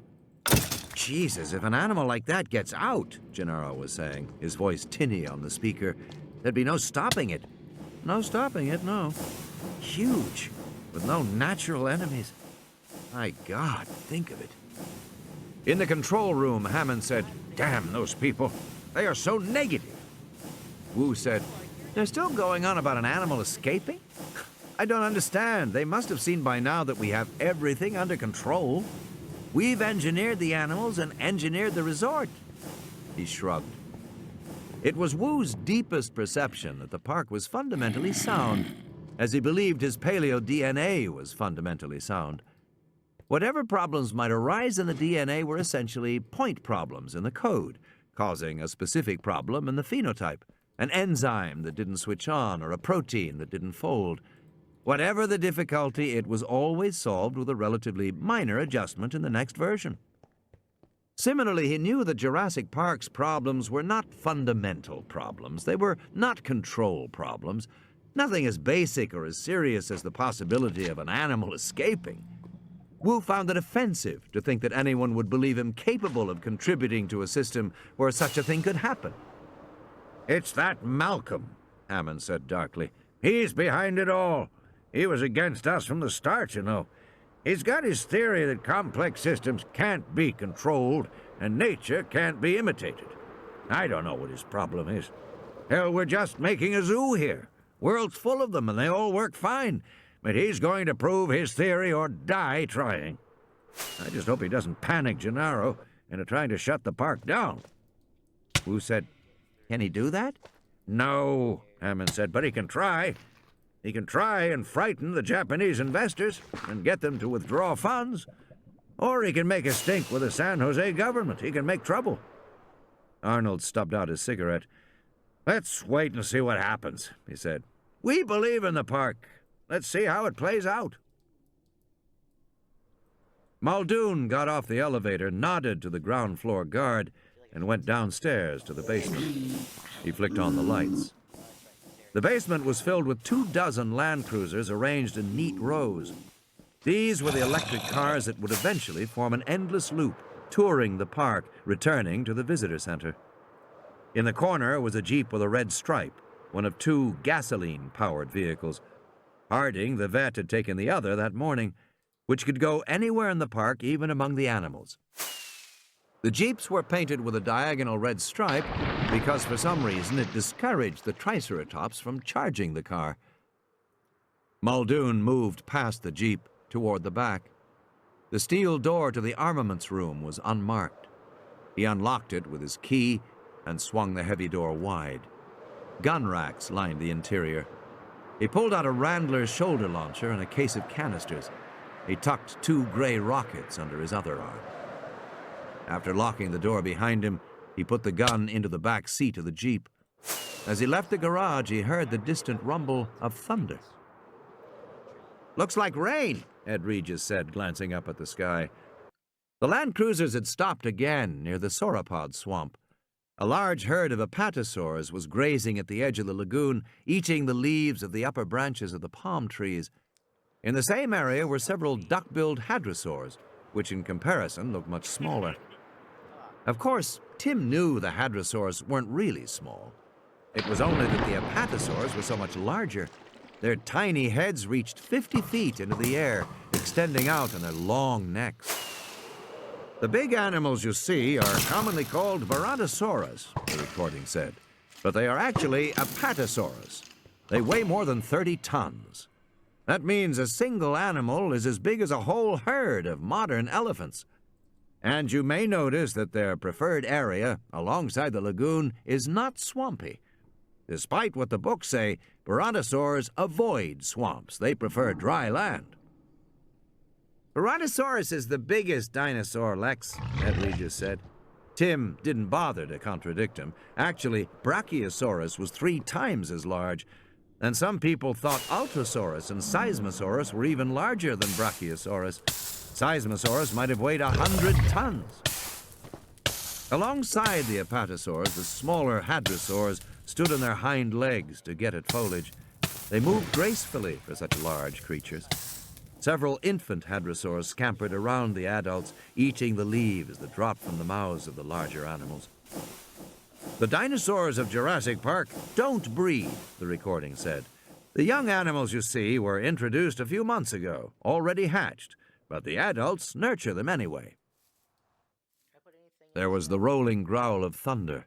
The sky was darker, lower, and menacing. "Yeah, looks like rain, all right," Ed Regis said. The car started forward and Tim looked back at the hadrosaurs.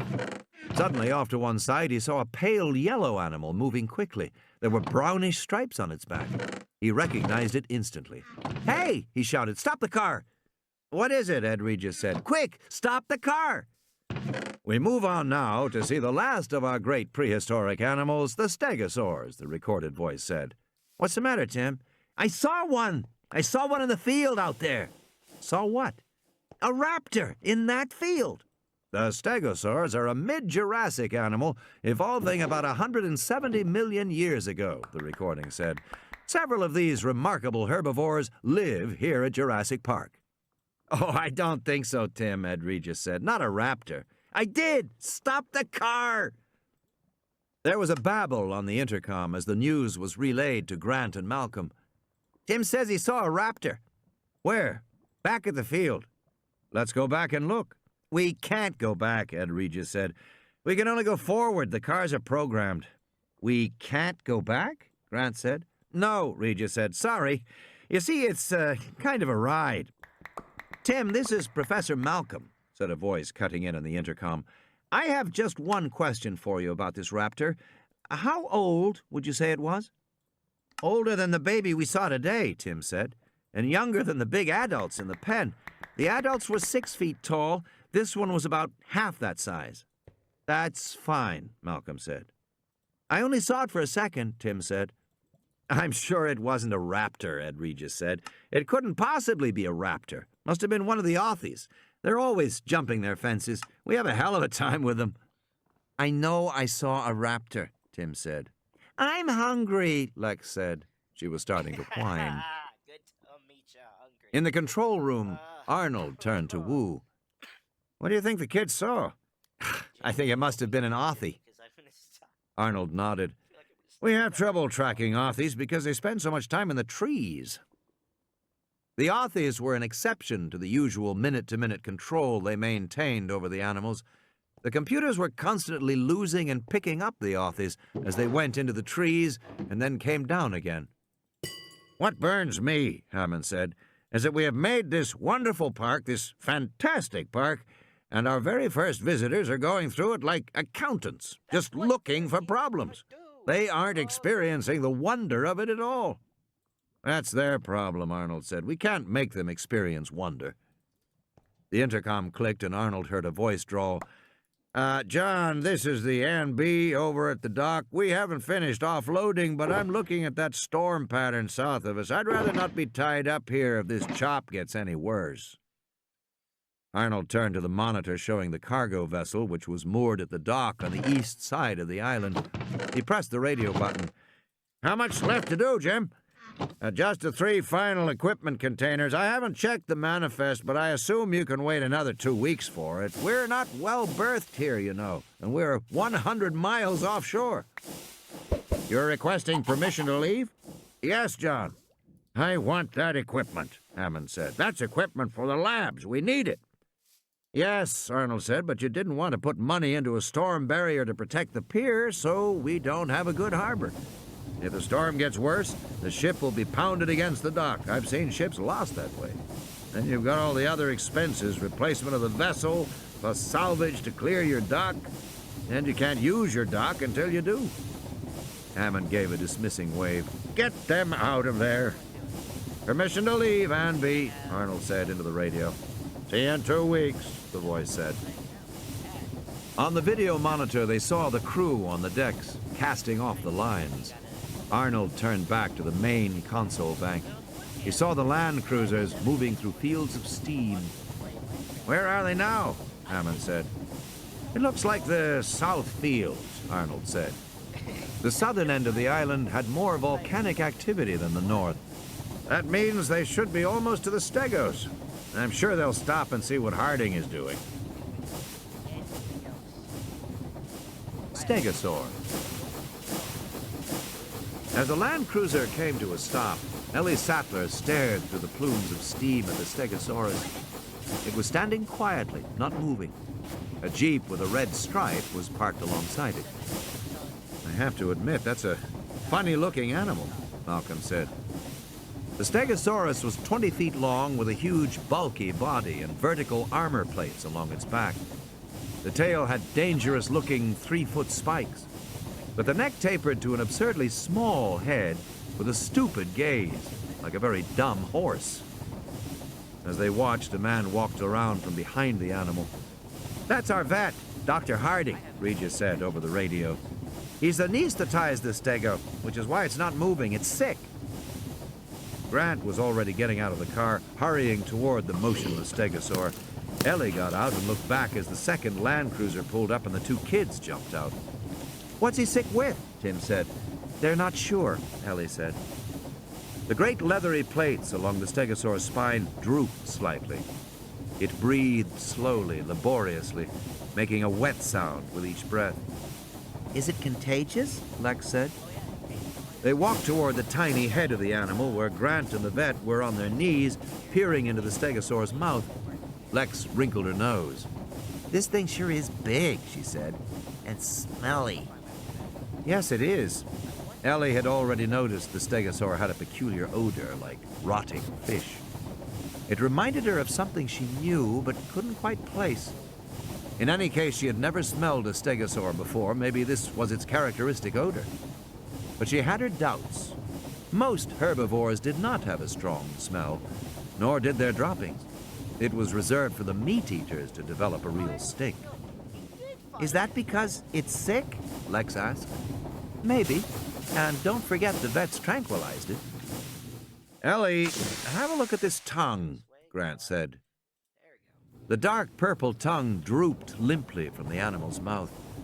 The vet shone a light on it so she could see the very fine silvery blisters. "Microvesicles," Ellie said. "Interesting." "We've had a difficult time with these stegos," the vet said. "They're always getting sick." "What are the symptoms?" Ellie asked. She scratched the tongue with her fingernail. A clear liquid exuded from the broken blisters. "Ugh," Lex said. "Imbalance, disorientation, labored breathing, and massive diarrhea," Harding said. "Seems to happen about once every 6 weeks or so." "They feed continuously?" "Oh, yes," Harding said. "Animal this size has to take in a minimum of 500 or 600 pounds of plant matter daily just to keep going. They're constant foragers." "Then it's not likely to be poisoning from a plant," Ellie said. "Constant browsers would be constantly sick if they were eating a toxic plant, not every 6 weeks." "Exactly," the vet said. "May I?" Ellie asked. She took the flashlight from the vet. "You have pupillary effects from the tranquilizer?" she said, shining the light in the stegosaur's eye. "Yes, there's a meiotic effect. Pupils are constricted." "But these pupils are dilated," she said. Harding looked. There was no question. The stegosaur's pupil was dilated and did not contract when light shone on it. "I'll be damned," he said. "That's a pharmacological effect." "Yes." Ellie got back on her feet and looked around. "What is the animal's range?" "About 5 square miles." "In this general area?" she asked. They were in an open meadow with scattered rocky outcrops and intermittent plumes of steam rising from the ground. It was late afternoon, and the sky was pink beneath the lowering gray clouds. "The range is mostly north and east of here," Harding said, "but when they get sick, they're usually somewhere around this particular area." It was an interesting puzzle, she thought. How to explain the periodicity of the poisoning? She pointed across the field. "You see those low, delicate-looking bushes?" "West Indian lilac," Harding nodded. "We know it's toxic. The animals don't eat it." "You're sure?" "Yes, we monitor them on video, and I've checked droppings, just to be certain. The stegos never eat the lilac bushes." Melia azedarac, called Chinaberry or West Indian lilac, contained a number of toxic alkaloids. The Chinese use the plant as a fish poison. "They don't eat it," the vet said. "Interesting," Ellie said, "because otherwise I would have said that this animal shows all the classic signs of Melia toxicity. Stupor, blistering of the mucous membranes, and pupillary dilatation." She set off toward the field to examine the plants more closely, her body bent over the ground. "You're right," she said. "Plants are healthy, no sign of being eaten, none at all." "And there's the 6-week interval," the vet reminded her. The stegosaurs come here how often? About once a week, he said. Stegos make a slow loop through their home range territory, feeding as they go. They complete the loop in about a week. But they're only sick once every 6 weeks. Correct, Harding said. This is boring, Lex said. Shh, Tim said. Dr. Sattler's trying to think. Unsuccessfully, Ellie said, walking farther out into the field. Behind her, she heard Lex saying, "Anybody want to play a little pickle?" Ellie stared at the ground. The field was rocky in many places. She could hear the sound of the surf somewhere to the left. There were berries among the rocks.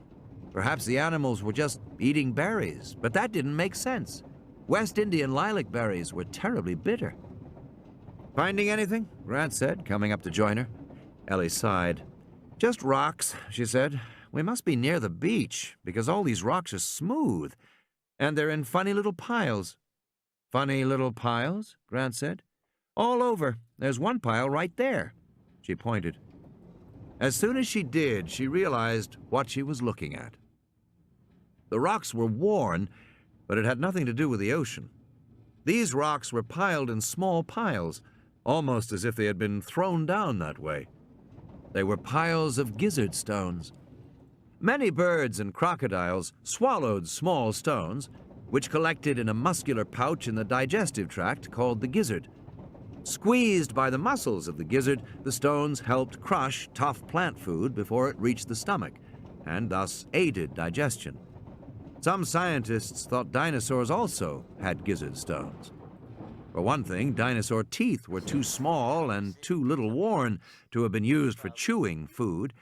It was presumed that dinosaurs swallowed their food whole and let the gizzard stones break down the plant fibers. And some skeletons had been found with an associated pile of small stones in the abdominal area, but it had never been verified. And gizzard stones, Grant said. "I think so, yes. They swallow these stones, and after a few weeks the stones are worn smooth. So they regurgitate them, leaving this little pile, and swallow fresh stones. And when they do, they swallow berries as well and get sick." "I'll be damned," Grant said. "I'm sure you're right." He looked at the pile of stones, brushing through them with his hand, following the instinct of a paleontologist. Then he stopped. "Ellie," he said, "take a look at this." "Put it there, babe, right in the old mitt," Lex cried, and Gennaro threw the ball to her. She threw it back so hard that his hands stung. "Take it easy. I don't have a glove." "You wimp," she said contemptuously. Annoyed, he fired the ball at her and heard it smack in the leather. "Now that's more like it," she said. Standing by the dinosaur, Gennaro continued to play catch as he talked to Malcolm. "How does this sick dinosaur fit into your theory?" "It's predicted," Malcolm said. Gennaro shook his head. "Is anything not predicted by your theory?" "Look," Malcolm said, "it's nothing to do with me. It's chaos theory. But I notice nobody is willing to listen to the consequences of the mathematics because they imply very large consequences for human life. Much larger than Heisenberg's principle or Gödel's theorem, which everybody rattles on about. Those are actually rather academic considerations, philosophical considerations. But chaos theory concerns everyday life. Do you know why computers were first built?" "No," Gennaro said. "Burn it in there!" Lex yelled. Computers were built in the late 1940s because mathematicians like John von Neumann thought that if you had a computer, a machine to handle a lot of variables simultaneously, you would be able to predict the weather. Weather would finally fall to human understanding, and men believed that dream for the next 40 years. They believed that prediction was just a function of keeping track of things. If you knew enough, you could predict anything. That's been a cherished scientific belief since Newton. And chaos theory throws it right out the window. It says that you can never predict certain phenomena at all. You can never predict the weather more than a few days away. All the money that has been spent on long-range forecasting, about $500 million in the last few decades, is money wasted.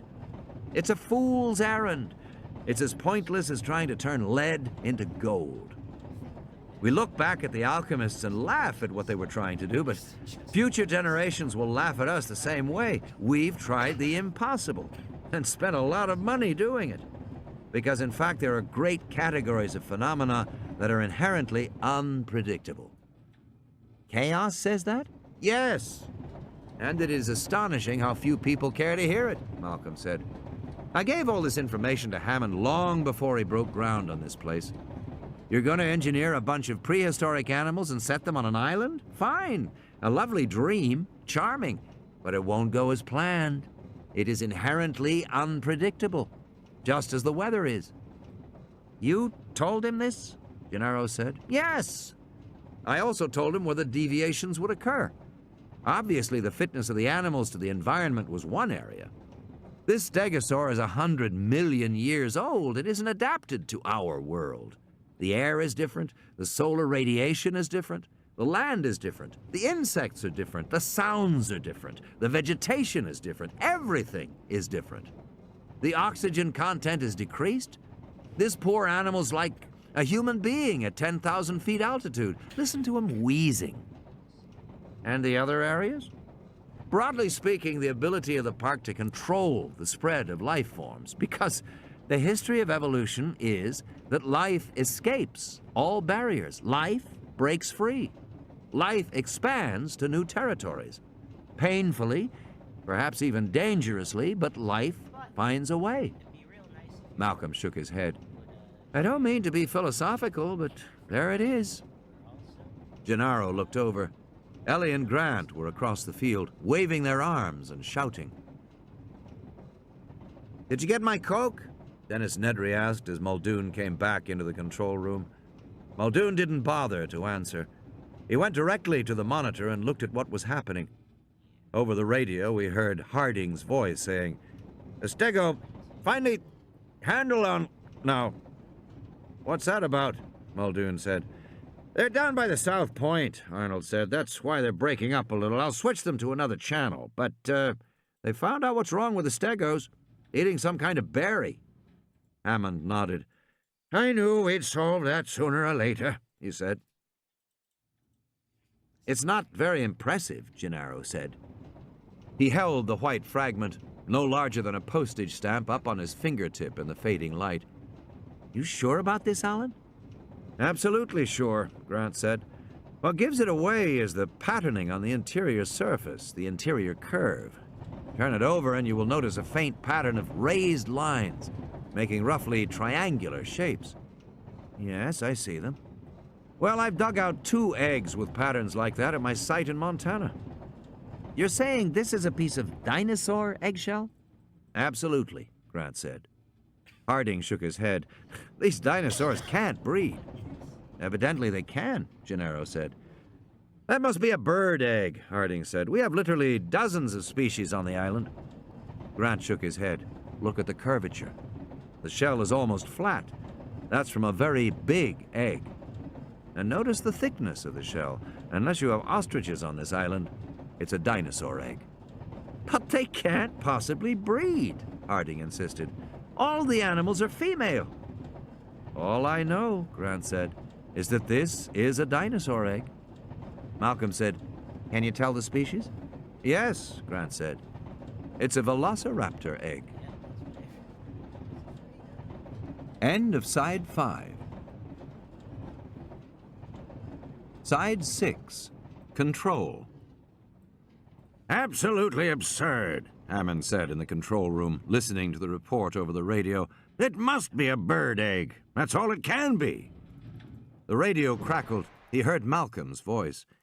Let's do a little test, shall we?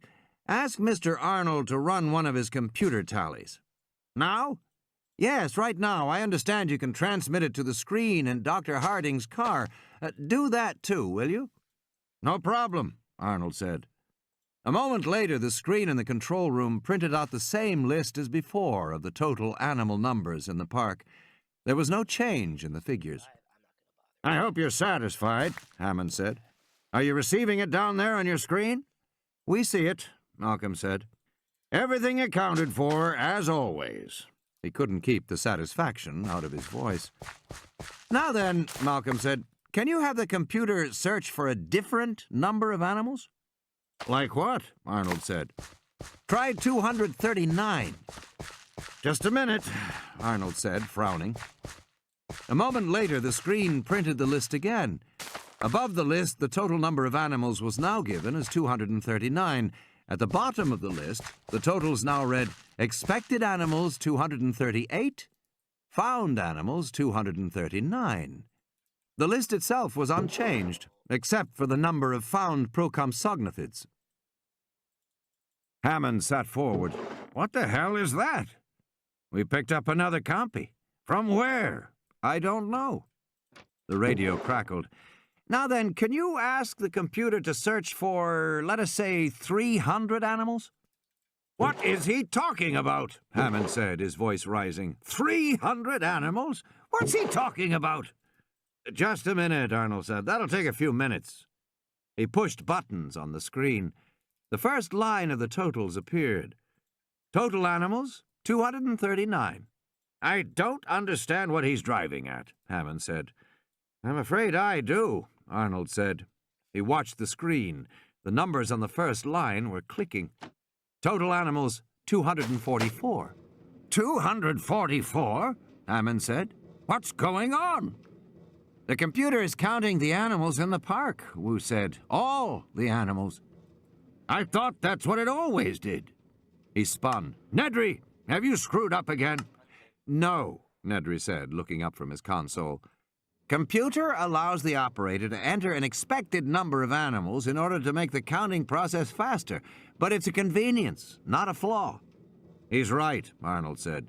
We just always used the base count of 238 because we assumed there couldn't be more. Total animals, 262. Wait a minute, Hammond said. These animals can't breed. The computer must be counting field mice or something. I think so too, Arnold said. It's almost certainly an error in the visual tracking. But we'll know soon enough. Hammond turned to Wu. They can't breed, can they? No, Wu said. Total animals, 270. Where are they coming from? Arnold said. Damned if I know, Wu said. They watched the numbers climb. Total animals, 283. Over the radio, they heard Gennaro say, "Holy shit, how much more?" And they heard the girl say, "I'm getting hungry. When are we going home?" Pretty soon, Lex. On the screen, there was a flashing error message. Error, search parameters, 300 animals not found. An error, Hammond said, nodding. I thought so. I had the feeling all along there must be an error. But a moment later, the screen printed, total animals 292. Tyrannosaurs expected 2, found 2, version 4.1. Myosaurs expected 21, found 22, version unknown. Stegosaurs expected 4, found 4, version 3.9. Triceratops expected 8, found 8, version 3.1. Procompsognathids expected 49, found 65, version unknown. Ophnelia expected 16, found 23, version unknown. Velociraptors expected 8, found 37, version unknown. Apatosaurs expected 17, found 17, version 3.1. Hadrosaurs expected 11, found 11, version 3.1. Dilophosaurs expected 7, found 7, version 4.3. Pterosaurs expected 6, found 6, version 4.3. Hypsilophodontids expected 33, found 34, version unknown. Euploscephalids expected 16, found 16, version 4.0. Styracosaurs expected 18, found 18, version 3.9.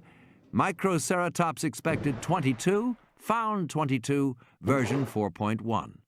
Total expected 238, total found 292. The radio crackled. Now you see the flaw in your procedures, Malcolm said. You only tracked the expected number of dinosaurs. You were worried about losing animals, and your procedures were designed to advise you instantly if you had less than the expected number, but that wasn't the problem. The problem was you had more than the expected number. Christ, Arnold said. There can't be more, Wu said. We know how many we've released. There can't be more than that. Afraid so, Henry, Malcolm said. They're breeding. No! Even if you don't accept Grant's eggshell, you can prove it with your own data. Take a look at the copy height graph. Arnold will put it up for you. Arnold did so, and they saw the same smooth single curve as before, the heights peaking at 33 and 34 centimeters. Notice anything about it? Malcolm said. It's a Poisson distribution, Wu said. Normal curve. But didn't you say you introduced the copies in 3 batches at 6-month intervals? Yes. Then you should get a graph with peaks for each of the 3 separate batches that were introduced, Malcolm said, tapping the keyboard. Like this. A new graph appeared showing an uneven curve with 3 peaks at 26, 33, and 38 centimeters. But you didn't get this graph, Malcolm said. The graph you actually got is a graph of a breeding population. Your copies are breeding. Wu shook his head. I don't see how. They're breeding, and so are the Othnielia, the Myosaurs, the Hypsies, and the Velociraptors. Christ, Muldoon said. There are raptors free in the park. Well, it's not that bad, Hammond said, looking at the screen. We have increases in just 3 categories. Well, 5 categories. Very small increases in 2 of them. What are you talking about? Wu said loudly. Don't you know what this means? Of course I know what this means, Henry, Hammond said. It means you screwed up. Absolutely not. You've got breeding dinosaurs out there, Henry. But they're all female, Wu said. It's impossible. There must be a mistake. And look at the numbers. A small increase in the big animals, the Myosaurs and the Hypsies, and big increases in the number of small animals. It just doesn't make sense. It must be a mistake. The radio clicked. Actually not, Grant said. I think these numbers confirm that breeding is taking place in 7 different sites around the island. Breeding sites. The sky was growing darker. Thunder rumbled in the distance. Grant and the others leaned in the doors of the Jeep, staring at the screen on the dashboard. Breeding sites? Wu said over the radio. Nests, Grant said. Assuming the average clutch is 8 to 12 hatching eggs, these data would indicate the compies have 2 nests. The raptors have 2 nests, the Othies have 1 nest, and the Hypsies and the Mayas have 1 nest each. Where are these nests? We'll have to find them, Grant said. Dinosaurs build their nests in secluded places. But why are there so few big animals, Wu said? If there is a Maya nest of 8 to 12 eggs, there should be 8 to 12 new Mayas, not just 1. That's right, Grant said. Except that the raptors and the compies that are loose in the park are probably eating the eggs of the bigger animals, and perhaps eating the newly hatched young as well. But we've never seen that, Arnold said over the radio. Raptors are nocturnal, he said. Is anyone watching the park at night? There was a long silence. I didn't think so, Grant said. It still doesn't make sense, Wu said. You can't support 50 additional animals on a couple of nests of eggs. No, Grant said. I assume they are eating something else as well. Perhaps small rodents, mice and rats? There was another silence. Let me guess, Grant said. When you first came to the island, you had a problem with rats. But as time passed, the problem faded away. Yes, that's true. And you never thought to investigate why? Well, we just assumed, Arnold said. Look, Wu said, the fact remains all the animals are female. They can't breed. Grant had been thinking about that. He had recently learned of an intriguing West German study that he suspected held the answer. When you made your dinosaur DNA, Grant said, you were working with fragmentary pieces, is that right? Yes, Wu said. In order to make a complete strand, were you ever required to include DNA fragments from other species? Occasionally, yes, Wu said. It's the only way to accomplish the job. Sometimes we included avian DNA from a variety of birds, and sometimes reptilian DNA. Any amphibian DNA, specifically frog DNA? Possibly, I'd have to check. Check, Grant said. I think you'll find that holds the answer. Malcolm said, frog DNA? Why frog DNA? Gennaro said impatiently, listen, this is all very intriguing, but we're forgetting the main question. Have any animals gotten off the island? Grant said, we can't tell from these data. Then how are we going to find out? There's only one way I know, Grant said.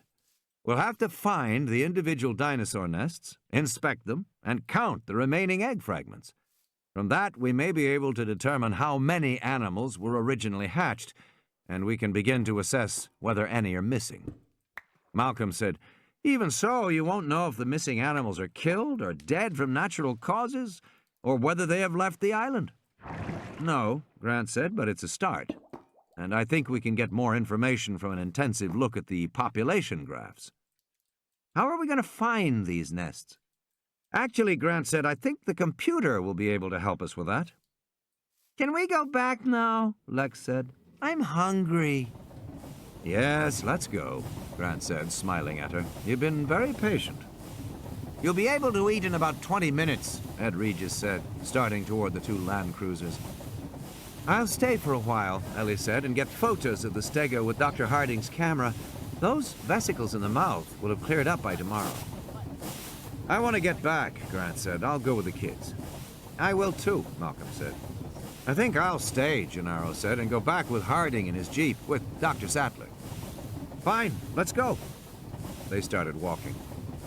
Malcolm said, why exactly is our lawyer staying? Grant shrugged. I think it might have something to do with Dr. Sattler. Really? The shorts, you think? It's happened before, Grant said. When they came to the land cruisers, Tim said, I want to ride in the front one this time with Dr. Grant. Malcolm said, unfortunately, Dr. Grant and I need to talk. I'll just sit and listen. I won't say anything, Tim said. It's a private conversation, Malcolm said. Tell you what, Tim, Ed Regis said. Let them sit in the rear car by themselves. We'll sit in the front car, and you can use the night vision goggles. Have you ever used night vision goggles, Tim? They're goggles with very sensitive CCDs that allow you to see in the dark. Neat, he said, and moved toward the first car. Hey, Lex said, I want to use it too. No, Tim said. No fair, no fair. You get to do everything, Timmy. Ed Regis watched them go and said to Grant, I can see what the ride back is going to be like. Grant and Malcolm climbed into the second car. A few raindrops spattered the windshield. Let's get going, Ed Regis said. I'm about ready for dinner, and I could do with a nice banana daiquiri. What do you say, folks? Daiquiri sound good? He pounded the metal panel of the car. See you back at camp, he said, and he started running toward the first car and climbed aboard. A red light on the dashboard blinked. With a soft electric whir, the Land Cruisers started off. Driving back in the fading light, Malcolm seemed oddly subdued. Grant said, You must feel vindicated about your theory. As a matter of fact, I'm feeling a bit of dread. I suspect we are at a very dangerous point. Why? Intuition. Do mathematicians believe in intuition? Absolutely, very important intuition. Actually, I was thinking of fractals, Malcolm said. Do you know about fractals? Grant shook his head. Not really, no. Fractals are a kind of geometry associated with a man named Mandelbrot. Unlike ordinary Euclidean geometry that everybody learns in school, squares and cubes and spheres, fractal geometry appears to describe real objects in the natural world. Mountains and clouds are fractal shapes. So fractals are probably related to reality, somehow. Well, Mandelbrot found a remarkable thing with his geometric tools. He found that things looked almost identical at different scales. At different scales? Grant said. For example, Malcolm said, a big mountain seen from far away has a certain rugged mountain shape. If you get closer and examine a small peak of the big mountain, it will have the same mountain shape. In fact, you can go all the way down the scale to a tiny speck of rock seen under a microscope, It will have the same basic fractal shape as the big mountain. I don't really see why this is worrying you, Grant said. He yawned. He smelled the sulfur fumes of the volcanic steam. They were coming now to the section of road that ran near the coastline, overlooking the beach and the ocean. It's a way of looking at things, Malcolm said. Mandelbrot found a sameness from the smallest to the largest, and this sameness of scale also occurs for events. Events? Consider cotton prices, Malcolm said. There are good records of cotton prices going back more than 100 years. When you study fluctuations in cotton prices, you find that the graph of price fluctuations in the course of a day looks basically like the graph for a week, which looks basically like the graph for a year or for 10 years. And that's how things are. A day is like a whole life. You start out doing one thing but end up doing something else. Plan to run an errand but never get there. And at the end of your life, your whole existence has that same haphazard quality too. Your whole life has the same shape as a single day. I guess it's one way to look at things, Grant said. No, Malcolm said, it's the only way to look at things. At least the only way that is true to reality. You see, the fractal idea of sameness carries within it an aspect of recursion, a kind of doubling back on itself, which means that events are unpredictable, that they can change suddenly and without warning. Okay. But we have soothed ourselves into imagining sudden change as something that happens outside the normal order of things, an accident like a car crash, or beyond our control like a fatal illness.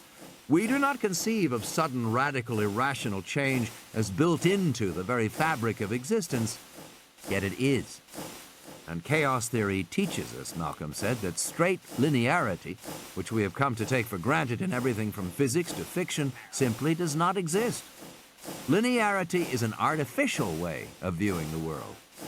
Real life isn't a series of interconnected events occurring one after another like beads strung on a necklace. Life is actually a series of encounters in which one event may change those that follow in a wholly unpredictable, even devastating way. Malcolm sat back in his seat, looking toward the other Land Cruiser a few yards ahead. That's a deep truth about the structure of our universe. But for some reason, we insist on behaving as if it were not true. At that moment, the cars jolted to a stop. What's happened? Grant said. Up ahead, they saw the kids in the car pointing toward the ocean. Offshore, beneath lowering clouds, Grant saw the dark outline of the supply boat, making its way back toward Punta Arenas. Why have we stopped? Malcolm said. Grant turned on the radio and heard the girl saying excitedly, "Look there, Timmy! You see it? It's there!" Malcolm squinted at the boat. They talking about the boat? Apparently. Ed Regis climbed out of the front car and came running back to their window. "I'm sorry," he said, "but the kids are all worked up. Do you have binoculars here?" For what? "The little girl says she sees something on the boat, some kind of animal," Regis said. Grant grabbed the binoculars and rested his elbows on the window ledge of the Land Cruiser. He scanned the long shape of the supply ship. It was so dark it was almost a silhouette. As he watched, the ship's running lights came on, brilliant in the dark purple twilight. "Do you see anything?" Regis said. No, Grant said. "They're low down," Lex said over the radio. "Look low down." Grant tilted the binoculars down, scanning the hull just above the waterline. The supply ship was broad-beamed with a splash flange that ran the length of the ship. But it was quite dark now, and he could hardly make out details. No, nothing. "I can see them," Lex said impatiently. "Near the back. Look near the back." "How can she see anything in this light?" Malcolm said. Kids can see, Grant said. They've got visual acuity we forgot we ever had. He swung the binoculars toward the stern, moving them slowly, and suddenly he saw the animals. They were playing, darting among the silhouetted stern structures. He could see them only briefly, but even in the fading light he could tell that they were upright animals, about 2 feet tall, standing with stiff, balancing tails. "You see them now?" Lex said. "I see them," he said. "What are they?" "They're raptors," Grant said. "At least 2, maybe more. Juveniles."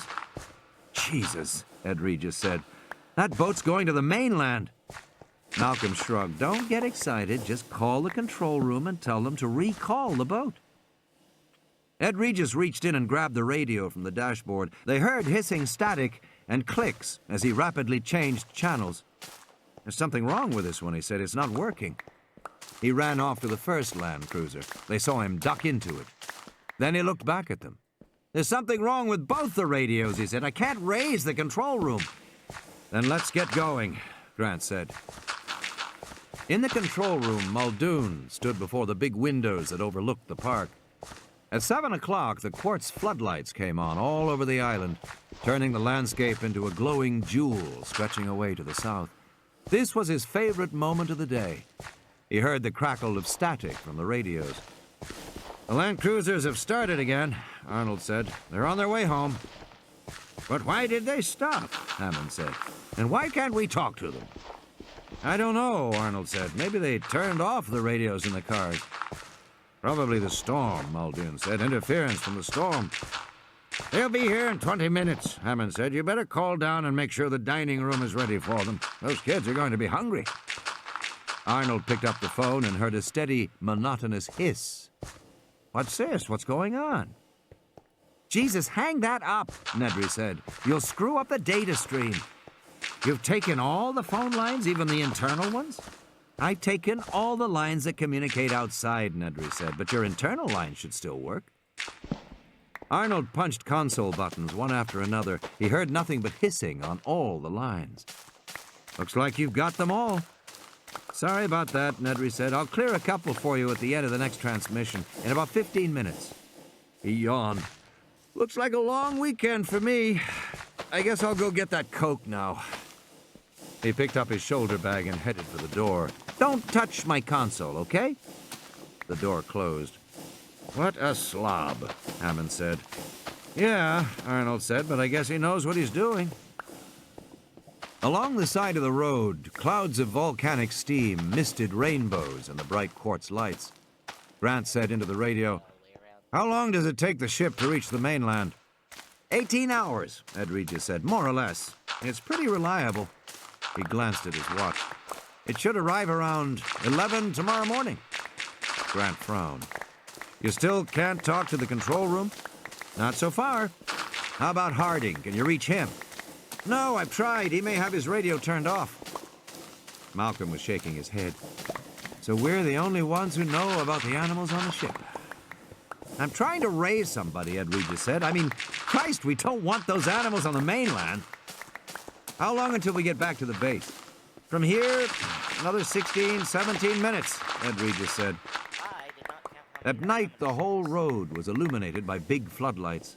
It felt to Grant as if they were driving through a bright green tunnel of leaves. Large raindrops spattered the windshield. Grant felt the land cruiser slow, then stop. Now what? Lex said, I don't want to stop. Why do we stop? And then suddenly, all the floodlights went out. The road was plunged into darkness. Lex said, Hey! Probably just a power outage or something, Ed Regis said. I'm sure the lights will be on in a minute. What the hell? Arnold said, staring at his monitors. What happened? Muldoon said. You lose power? Yeah, but only power on the perimeter. Everything in this building's working fine. But outside in the park, the power is gone. Lights, TV cameras, everything. His remote video monitors had gone black. What about the two land cruisers? Stopped somewhere around the Tyrannosaur paddock. Well, Muldoon said, call maintenance and let's get the power back on. Arnold picked up one of his phones and heard hissing. Nedry's computers talking to each other. No phones. That damn Nedry. Nedry? Where the hell is he? Dennis Nedry pushed open the door marked fertilization. With the perimeter power out, all the security card locks were disarmed. Every door in the building opened with a touch. The problems with the security system were high on Jurassic Park's bug list. Nedry wondered if anybody ever imagined that it wasn't a bug, that Nedry had programmed it that way. He had built in a classic trap door. Few programmers of large computer systems could resist the temptation to leave themselves a secret entrance. Partly it was common sense. If inept users locked up the system and then called you for help, you always had a way to get in and repair the mess. And partly it was a kind of signature. Kilroy was here. And partly it was insurance for the future. Nedry was annoyed with the Jurassic Park project. Late in the schedule, InGen had demanded extensive modifications to the system, but hadn't been willing to pay for them, arguing they should be included under the original contract. Lawsuits were threatened.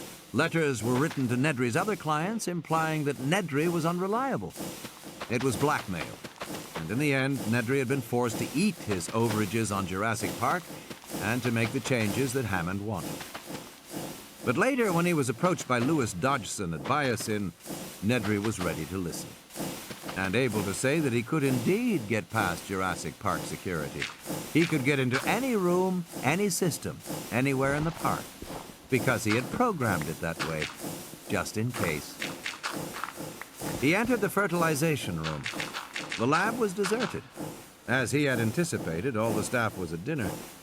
Nedry unzipped his shoulder bag and removed the can of Gillette shaving cream. He unscrewed the base and saw the interior was divided into a series of cylindrical slots. He pulled on a pair of heavy insulated gloves and opened the walk-in freezer marked "Contents viable, biological, maintain minus 10 degrees centigrade minimum." The freezer was the size of a small closet, with shelves from floor to ceiling. Most of the shelves contained reagents and liquids in plastic sacks. To one side, he saw a smaller nitrogen cold box with a heavy ceramic door. He opened it, and a rack of small tubes slid out in a cloud of white liquid nitrogen smoke. The embryos were arranged by species: Stegosaurus, Apatosaurus, Hadrosaurus, Tyrannosaurus. Each embryo in a thin glass container, wrapped in silver foil, stoppered with polyline. Nedry quickly took 2 of each, slipping them into the shaving cream can. Then he screwed the base of the can shut and twisted the top. There was a hiss of releasing gas inside, and the can frosted in his hands. Dodgson had said there was enough coolant to last 36 hours, more than enough time to get back to San Jose. Nedry left the freezer, returned to the main lab. He dropped the can back in his bag, zipped it shut. He went back into the hallway. The theft had taken less than 2 minutes. He could imagine the consternation upstairs in the control room as they began to realize what had happened. All their security codes were scrambled and all their phone lines were jammed. Without his help, it would take hours to untangle the mess. But in just a few minutes, Nedry would be back in the control room setting things right, and no one would ever suspect what he had done. Grinning, Dennis Nedry walked down to the ground floor, nodded to the guard, and continued downstairs to the basement. Passing the neat lines of electric Land Cruisers, he went to the gasoline-powered Jeep parked against the wall. He climbed into it, noticing some odd gray tubing on the passenger seat. It looked almost like a rocket launcher, he thought, as he turned the ignition key and started the Jeep.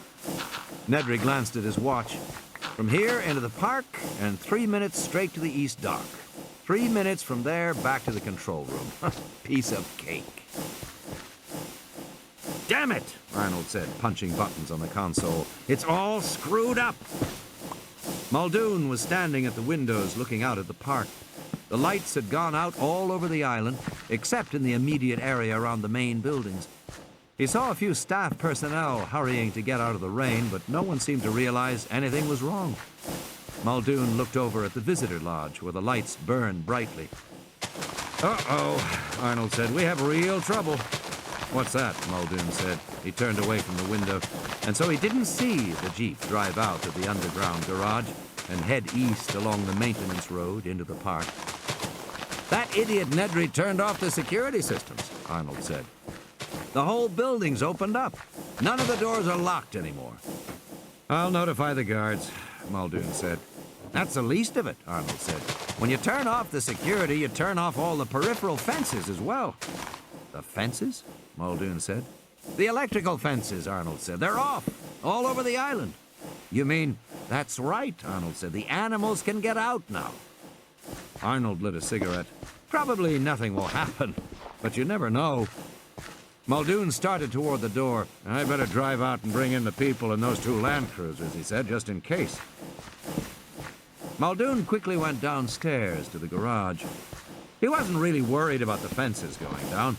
Most of the dinosaurs had been in their paddocks for 9 months or more, and they had brushed up against the fences more than once, with notable results.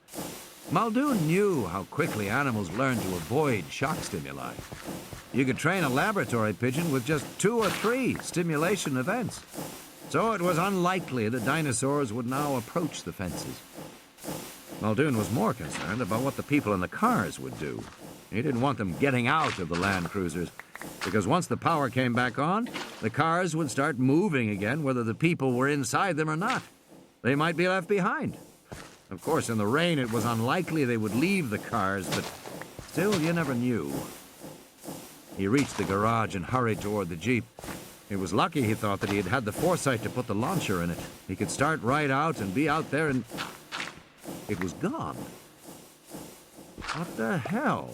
Muldoon stared at the empty parking space, astonished. The Jeep was gone. What the hell was happening? 4th iteration. Inevitably, underlying instabilities begin to appear. Ian Malcolm. The main road. Rain drummed loudly on the roof of the Land Cruiser. Tim felt the night vision goggles pressing heavily on his forehead. He reached for the knob near his ear and adjusted the intensity. There was a brief phosphorescent flare, and then, in shades of electronic green and black, he could see the Land Cruiser behind, with Dr. Grant and Dr. Malcolm inside. Neat. Dr. Grant was staring out the front windshield toward him. Tim saw him pick up the radio from the dash. There was a burst of static, and then he heard Dr. Grant's voice. "Can you see us back here?" Tim picked up the radio from Ed Regis. "I see you." "Everything all right?" "We're fine, Dr. Grant." "Stay in the car." "We will, don't worry." He clicked the radio off. Ed Regis snorted. "It's pouring down rain. Of course we'll stay in the car," he muttered. Tim turned to look at the foliage at the side of the road. Through the goggles, the foliage was a bright electronic green. And beyond, he could see sections of the green grid pattern of the fence.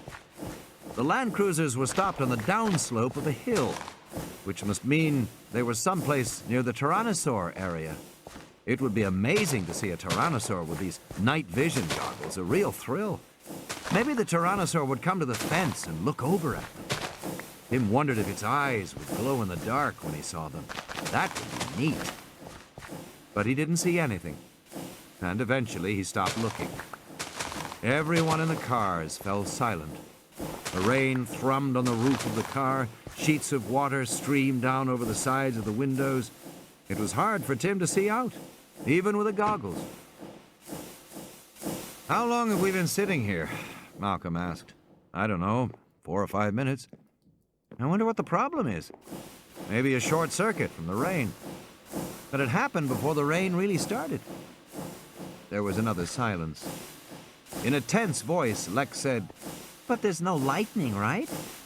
She had always been afraid of lightning, and she now sat nervously squeezing her leather mitt in her hands. Dr. Grant said, "What was that? We didn't quite read that." "Just my sister talking." "Oh." Tim again scanned the foliage, but saw nothing. Certainly nothing as big as a tyrannosaur. He began to wonder if the tyrannosaurs came out at night. Were they nocturnal animals? Tim wasn't sure if he had ever read that. He had the feeling that tyrannosaurs were all-weather, day or night animals. The time of day didn't matter to a tyrannosaur. The rain continued to pour. "Hell of a rain," Ed Regis said. "It's really coming down." Lex said, "I'm hungry." "I know that, Lex," Regis said, "but we're stuck here, sweetie. The cars run on electricity and buried cables in the road."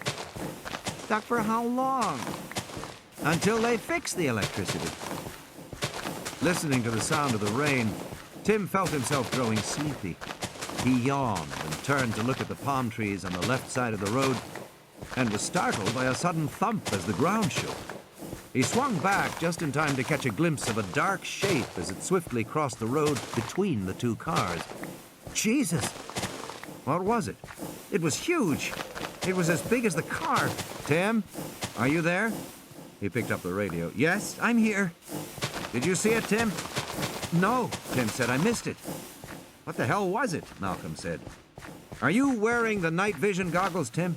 Yes, I'll watch, Tim said. Was it the Tyrannosaur? Ed Regis asked. I don't think so. It was in the road. But you didn't see it, Ed Regis said. No. Tim felt bad that he had missed seeing the animal, whatever it was. There was a sudden white crack of lightning and his night goggles flared bright green. He blinked his eyes and started counting. 1 1,000, 2 1,000. The thunder crashed, deafeningly loud and very close. Lex began to cry. Oh, no! Take it easy, honey, Ed Regis said. It's just lightning. Tim scanned the side of the road. The rain was coming down hard now, shaking the leaves with hammering drops. It made everything move. Everything seemed alive. He scanned the leaves. He stopped. There was something beyond the leaves. Tim looked up higher. Behind the foliage, beyond the fence, he saw a thick body with a pebbled, grainy surface like the bark of a tree. But it wasn't a tree. He continued to look higher, sweeping the goggles upward. He saw the huge head of the Tyrannosaurus just standing there, looking over the fence at the two land cruisers. The lightning flashed again, and the big animal rolled its head and bellowed in the glaring light. Then darkness and silence again, and the pounding rain. Tim? Yes, Dr. Grant? You see what it is? Yes, Dr. Grant. Tim had the sense that Dr. Grant was trying to talk in a way that wouldn't upset his sister. What's going on right now? Nothing, Tim said, watching the Tyrannosaur through his night goggles. Just standing on the other side of the fence. I can't see much from here, Tim. I can see fine, Dr. Grant. It's just standing there. Okay. Lex continued to cry, snuffling. There was another pause. Tim watched the Tyrannosaur. The head was huge. The animal looked from one vehicle to another, then back again. It seemed to stare right at Tim. In the goggles, the eyes glowed bright green. Tim felt a chill, but then as he looked down the animal's body, moving down from the massive head and jaws, he saw the smaller, muscular forelimb. It waved in the air, and then it gripped the fence. Jesus Christ, Ed Regis said, staring out the window. The greatest predator the world has ever known, the most fearsome attack in human history. Somewhere in the back of his publicist's brain, Ed Regis was still writing copy, but he could feel his knees begin to shake uncontrollably, his trousers flapping like flags. Jesus, he was frightened. He didn't want to be here. Alone among all the people in the two cars, Ed Regis knew what a dinosaur attack was like.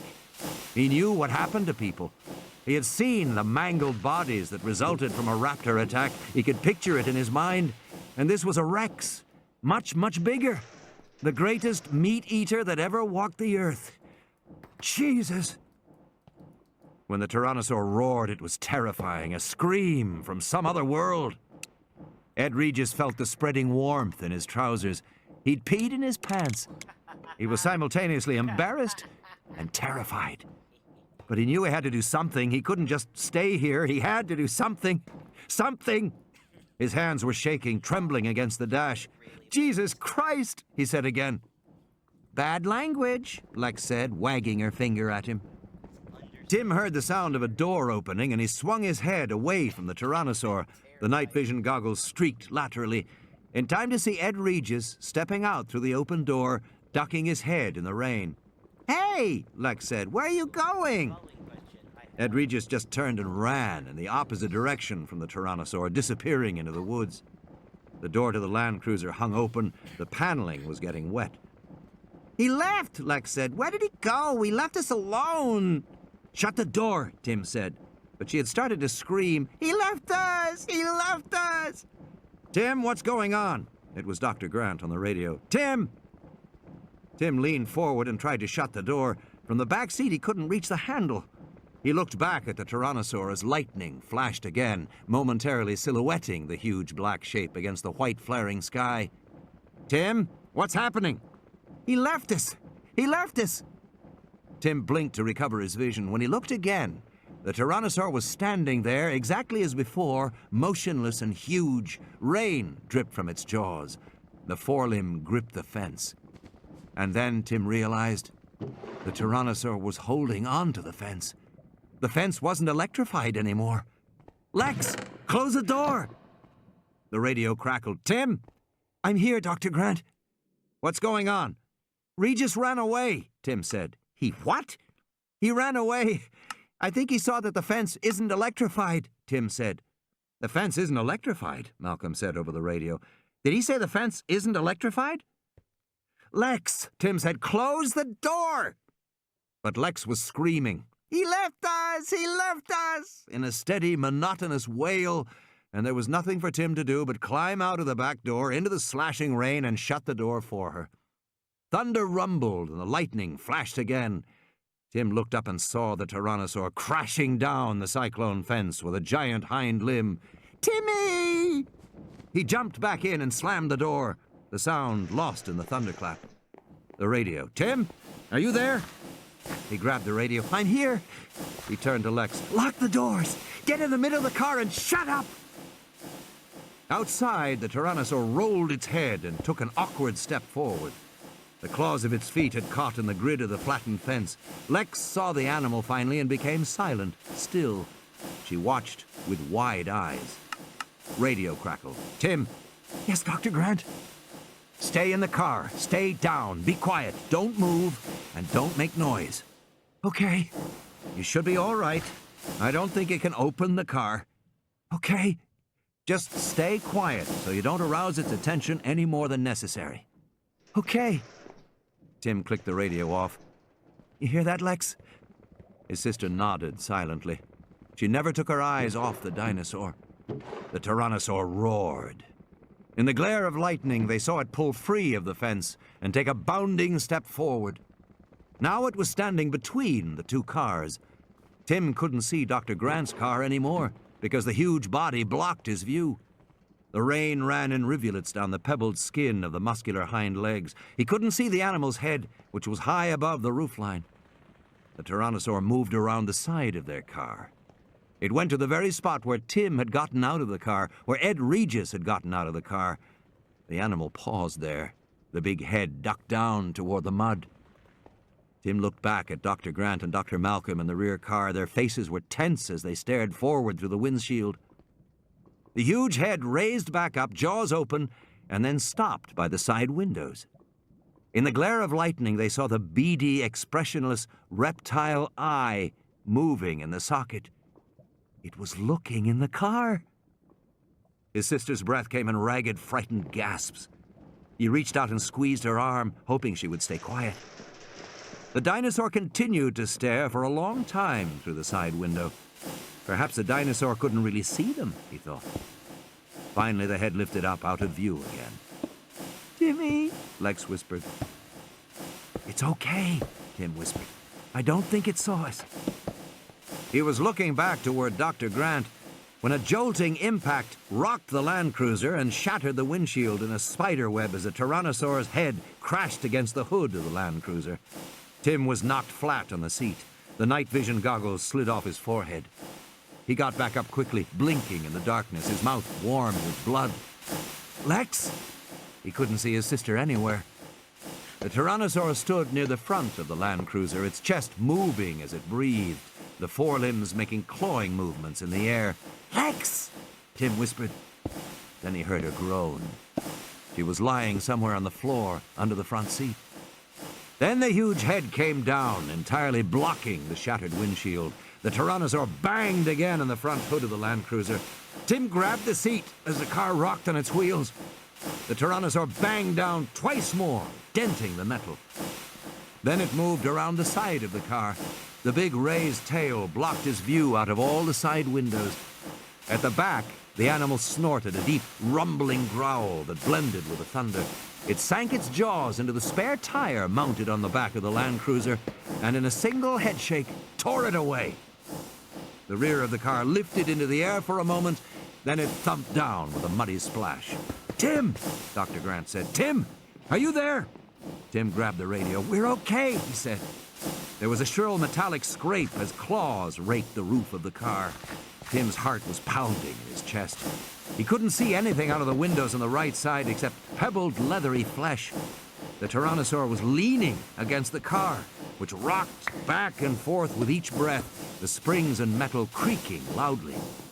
Lex groaned again.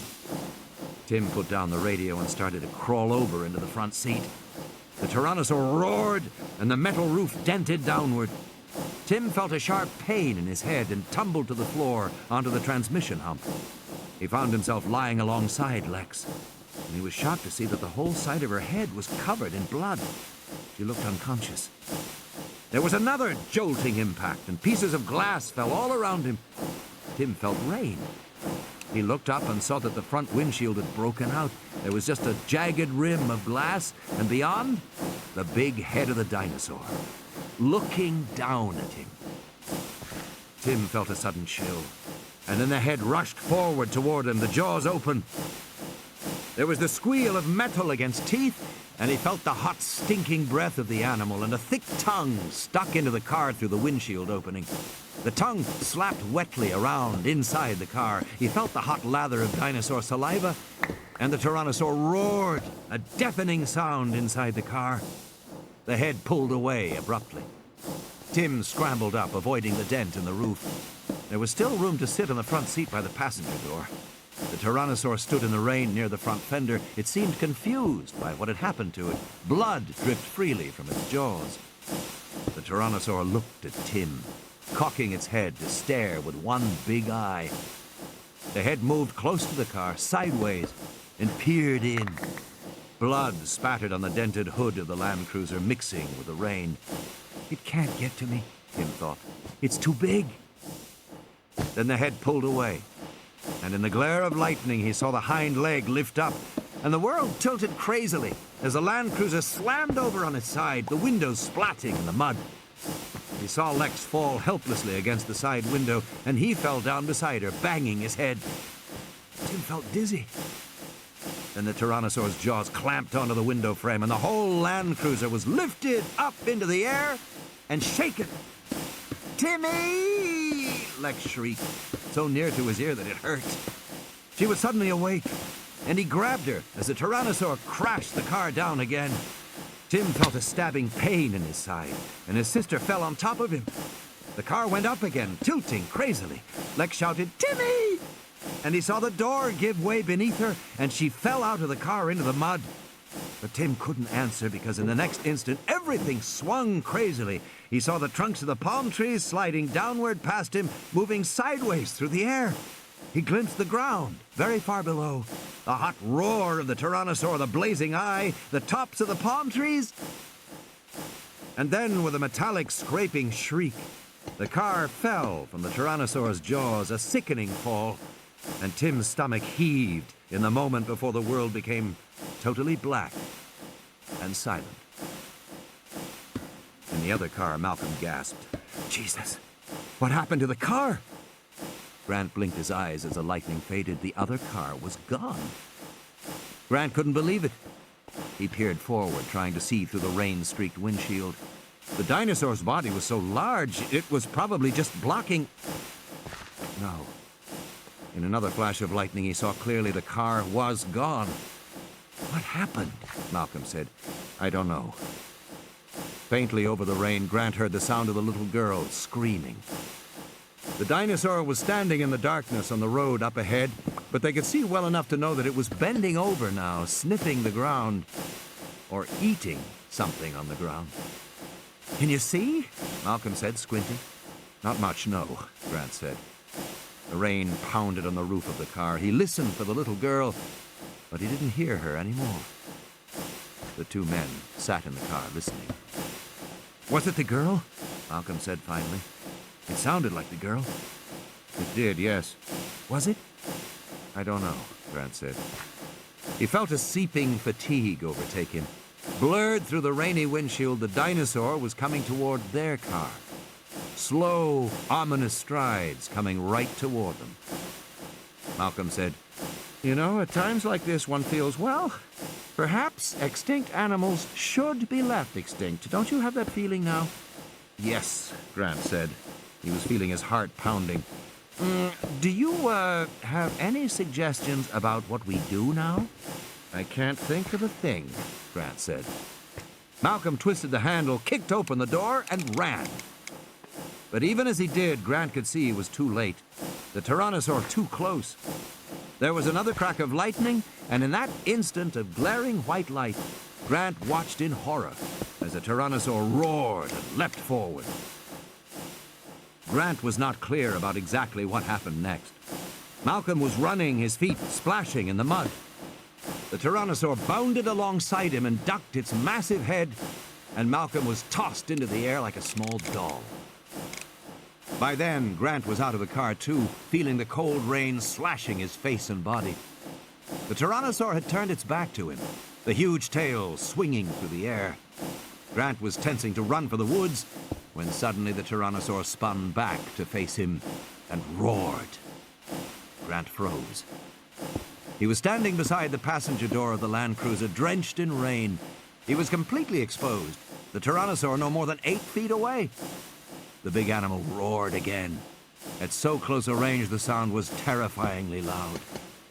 Grant felt himself shaking with cold and fright. He pressed his trembling hands against the metal of the door panel to steady them. The Tyrannosaur roared once more, but it did not attack.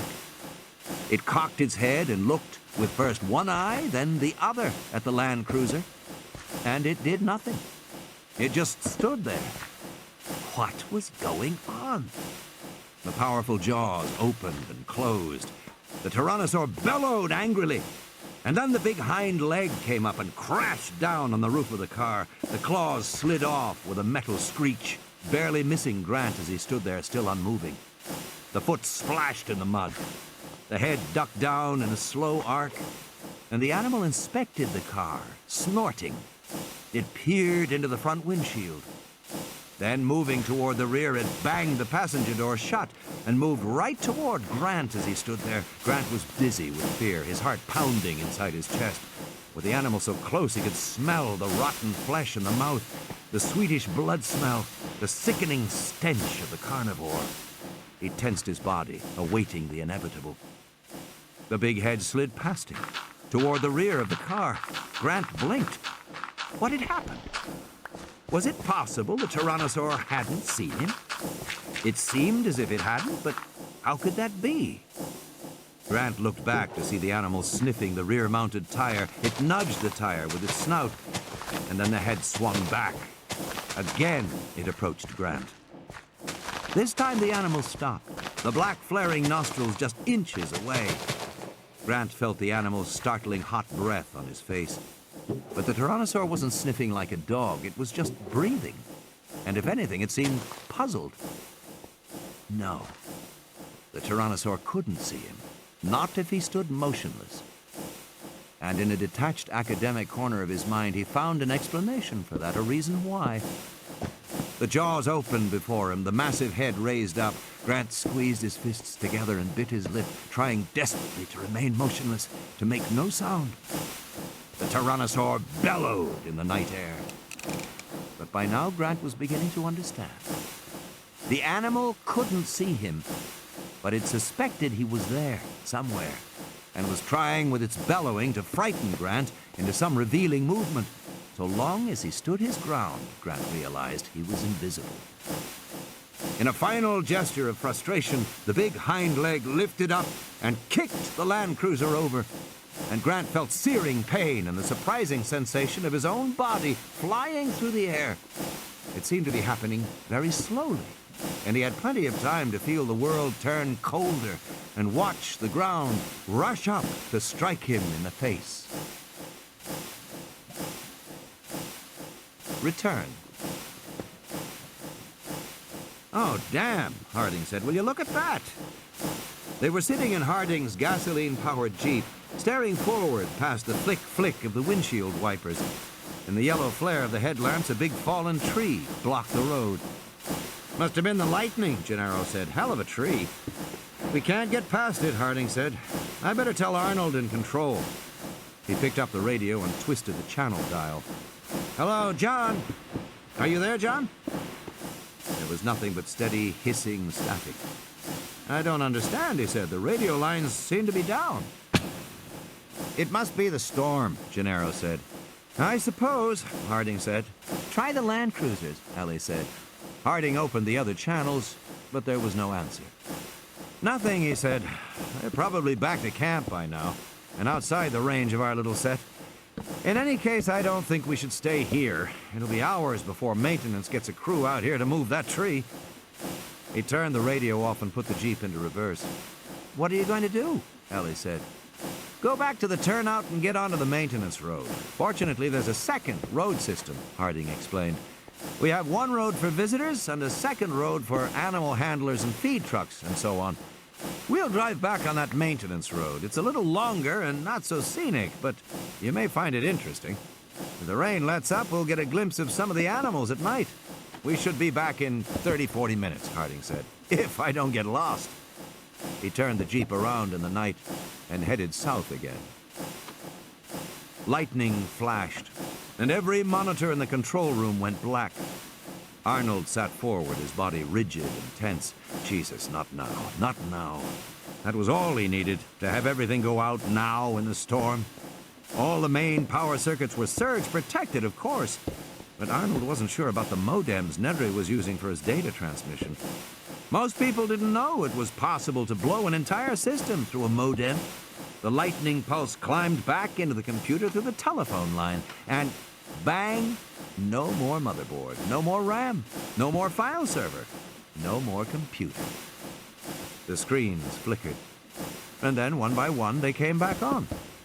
Arnold sighed and collapsed back in his chair.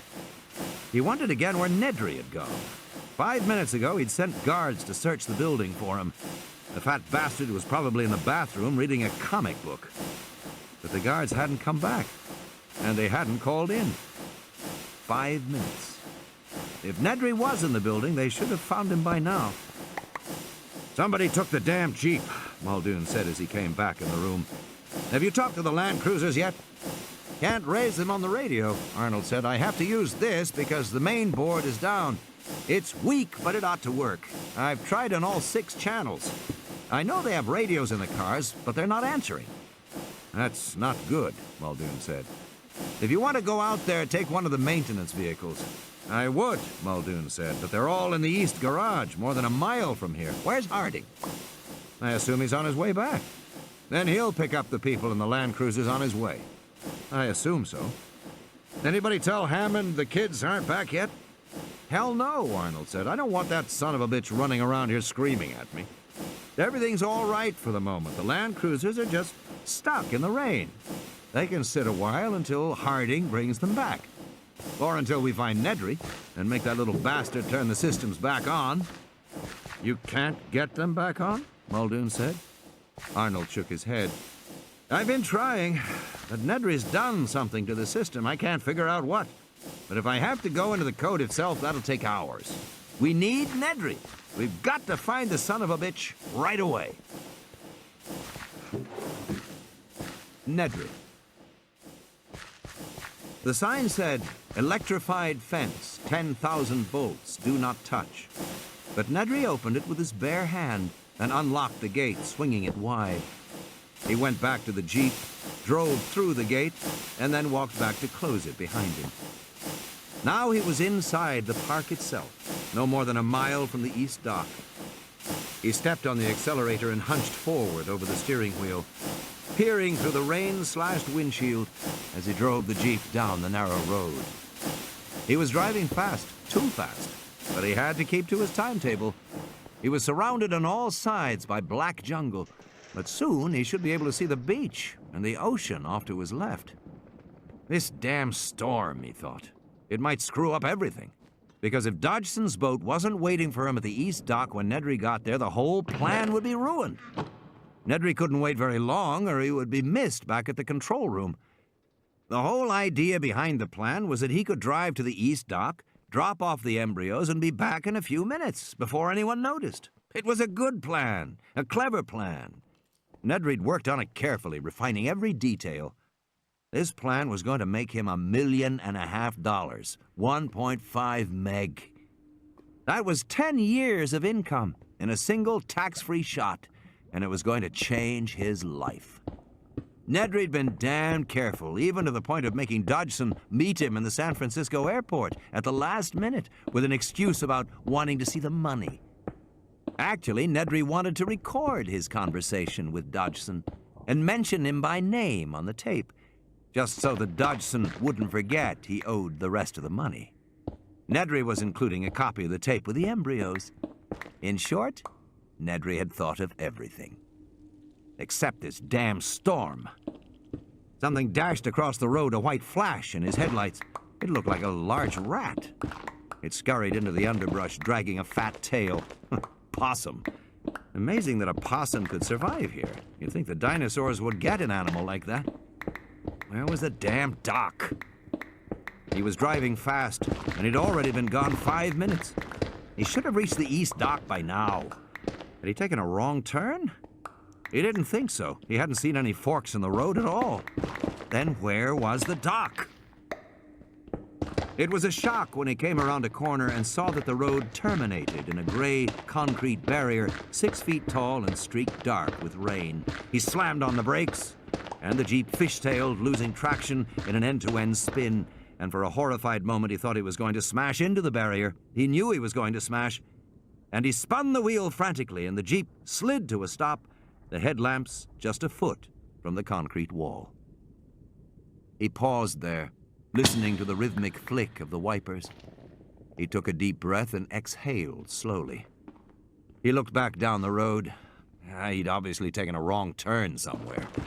He could retrace his steps, but that would take too long.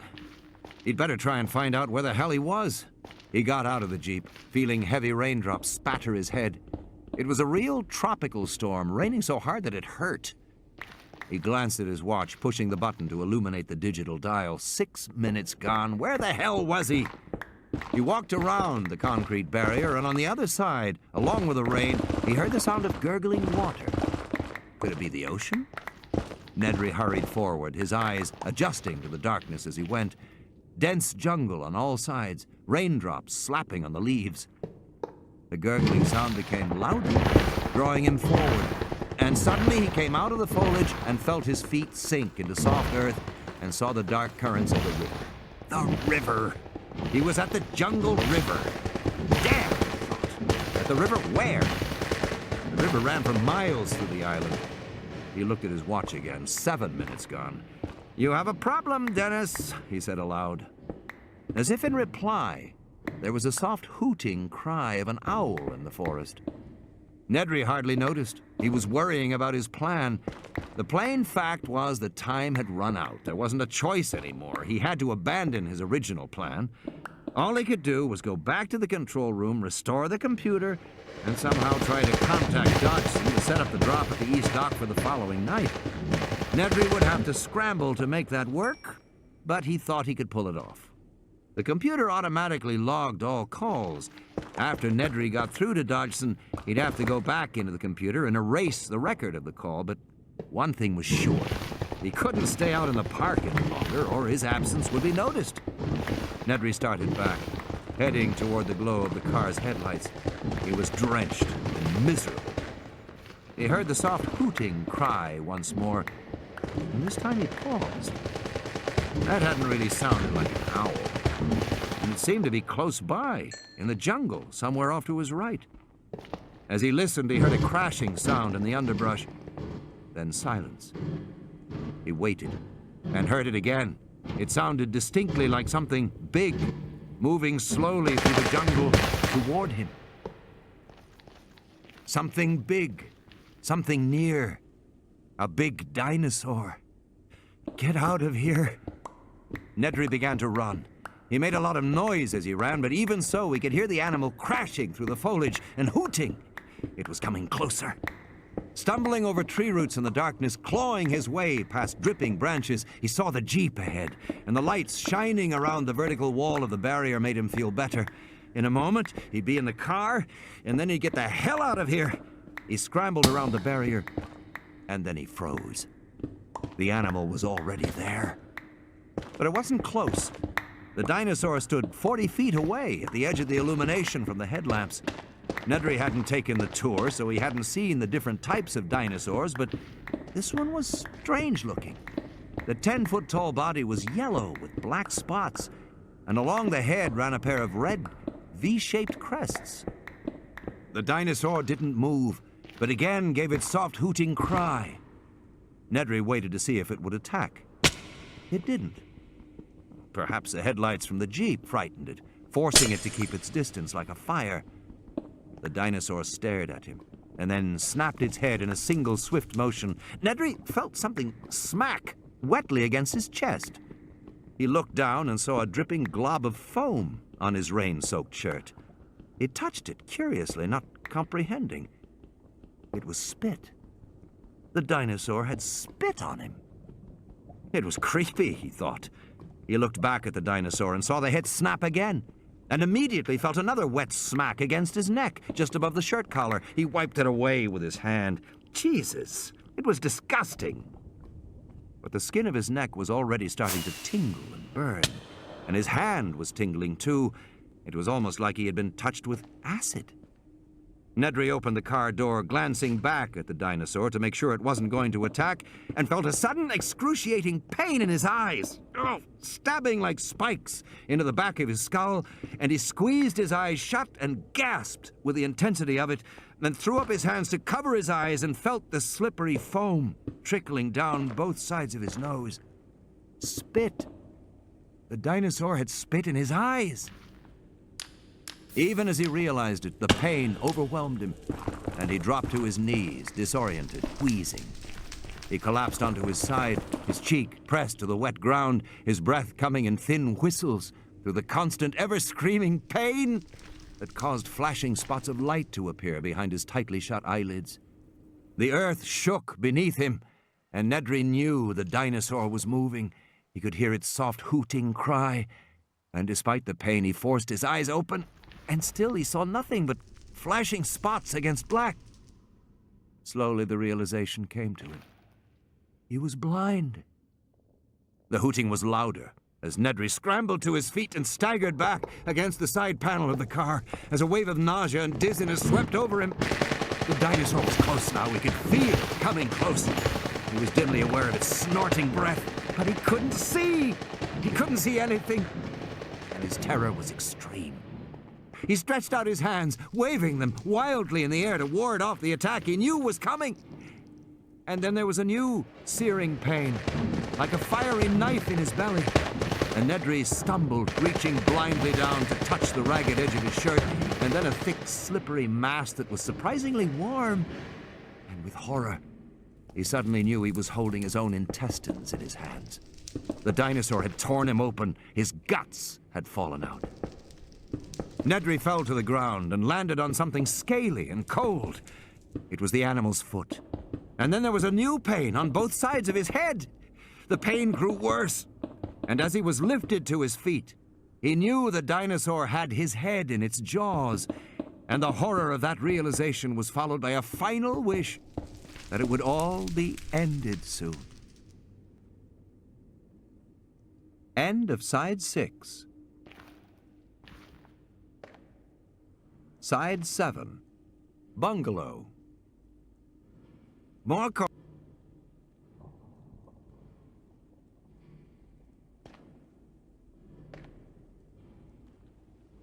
All right, that is about 3 hours. So.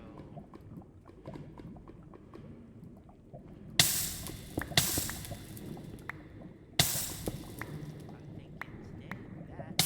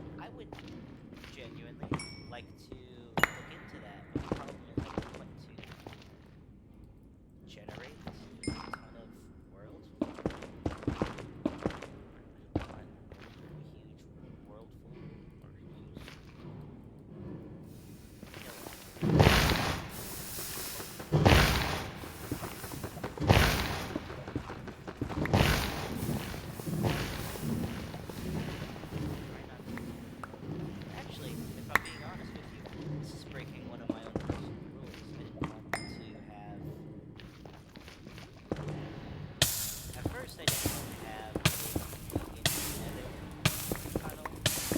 Like, I always do this in I got trained, so I just around no matter how long it might take. And then from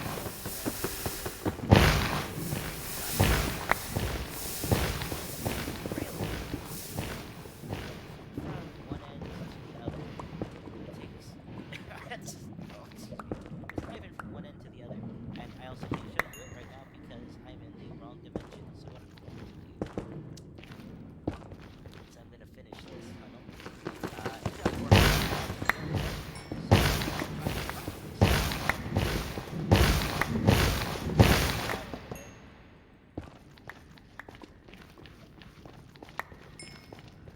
I'm going to do that involves a little bit of this. Where are we at? I will want 2 of those, 6 of these, and then 2 of these. Because I cannot be bothered. Important fact about me, I cannot be bothered.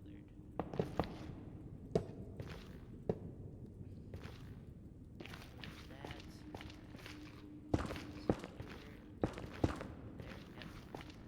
I designed this in such a way so that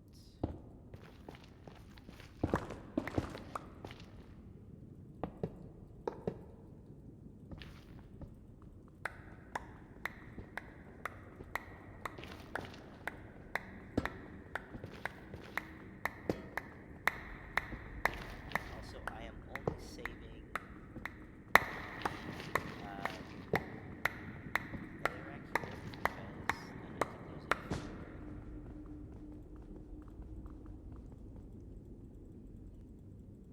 I can use it for the factories. Don't know why it took me so long to come up with that word. But there's also probably no. So either the store is a lot less than I thought it did.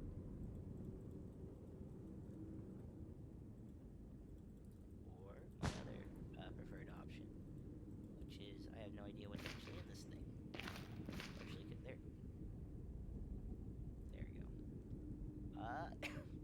So there is cobblestone in there. I just didn't pick any of it up.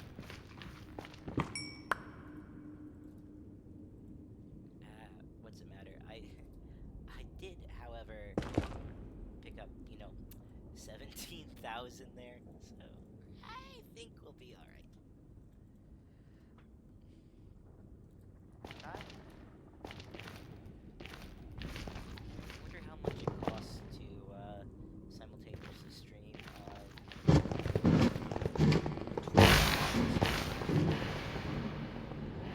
mean, don't have super high expectations.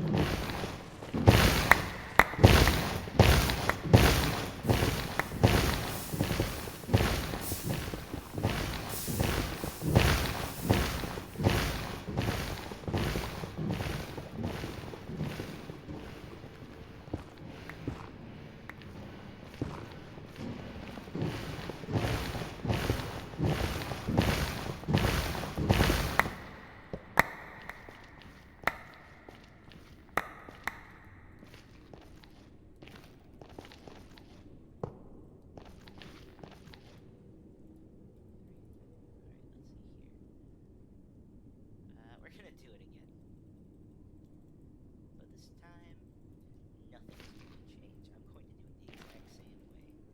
And of course, when I say I'm going to do it the exact same way, I mean I forgot to get some things. Alright. Hang on.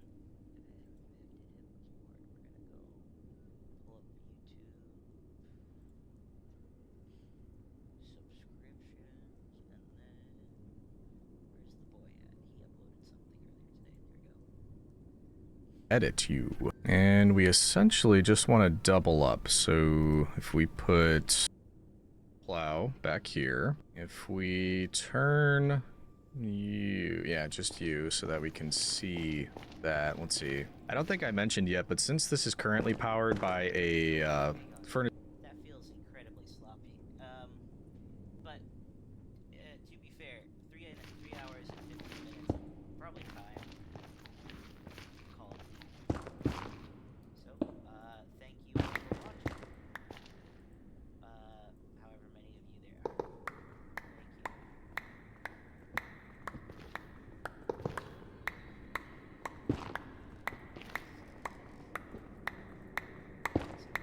you.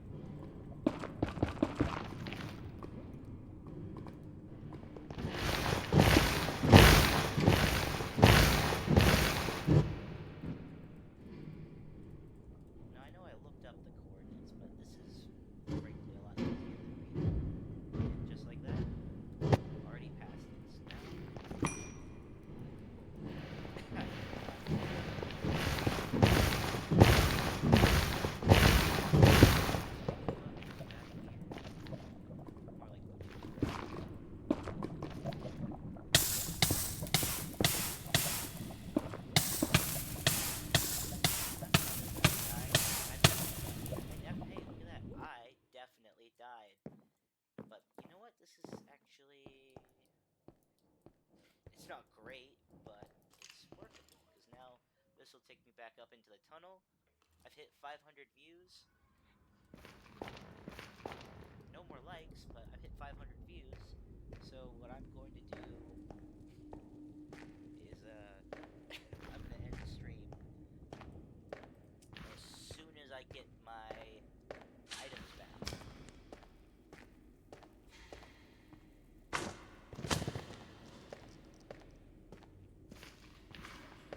Is that lava going all the way across there? Nope.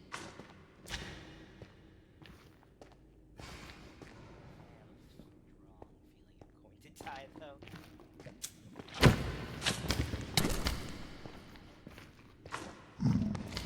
There's possible deaths I think would be from cubes. Is that gas? Fun fact for you, chat. Damage. So, now you think I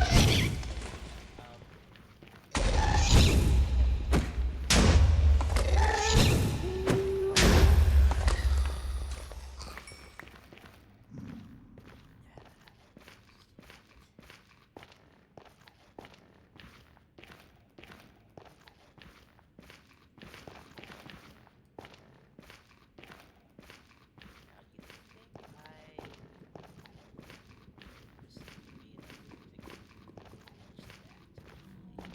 I know my corpse is washed over here. Also, another very handy mod, by the way, the corpse mod. Oh, didn't lose anything. Curios, those are always going to be handy. The problem I'm going to run into is me. I'm going to jump right back in, and I'm not going to change anything. I may... What days are we at? We are at 9:51. That means we are, assuming I never sleep, for about, I would say 16, 17 and a half hours away from 1,000 days, in which case, when I hit 1,000 days, I'm going to another world. So, nothing too substantial, I don't think, will happen between now and then. Probably more farm building, and then the goal for that next 100 to 1,000 days. Well, hello.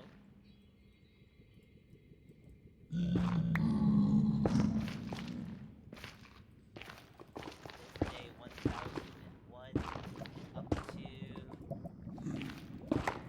It's probably going to be more aesthetic builds.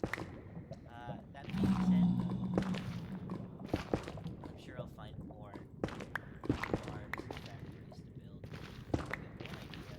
As soon as I can get, I need to bring those poles up here, but I just don't feel like it right now. You know what? Let's chat for a little bit, because apparently I still have a lot to say. Can I pick up this XP from here? Maybe. Oh, it's slow. It is slow. How about right there?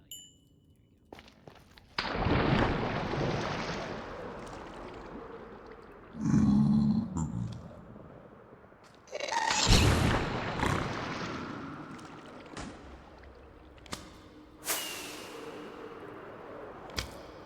Like the rockets, you get more use out of a stack of rockets than a stack of these guys. They're half a stack, and I make the big rockets.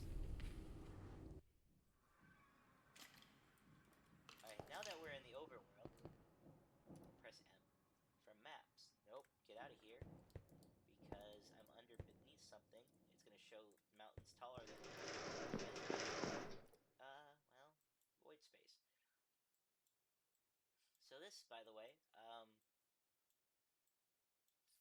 not including all this stuff up here, but I've got tracks that go around here, I want to say.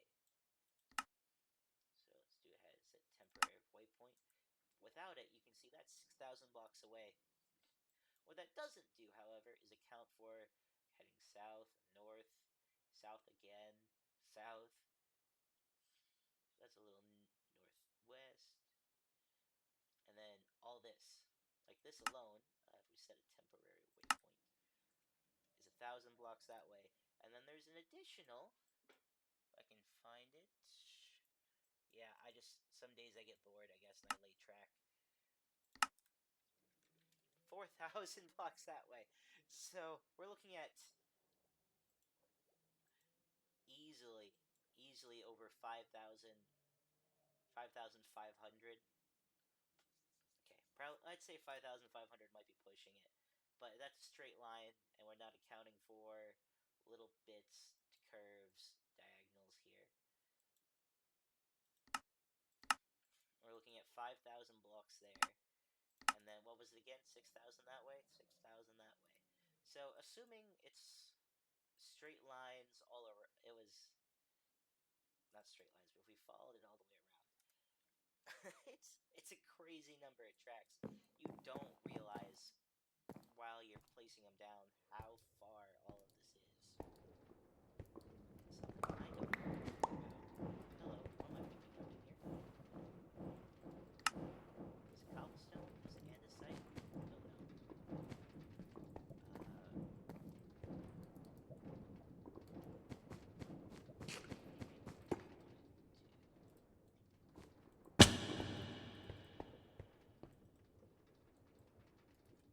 Actually extend some of these, which I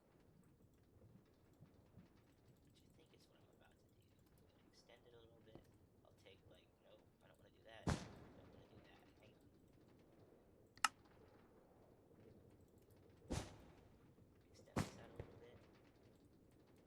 Let's place this guy down. Set him right there, and then nope, don't. Dirt can't be ground down to anything, right? I just lost some dirt, that's all. Lost, destroyed, yeah, okay, so.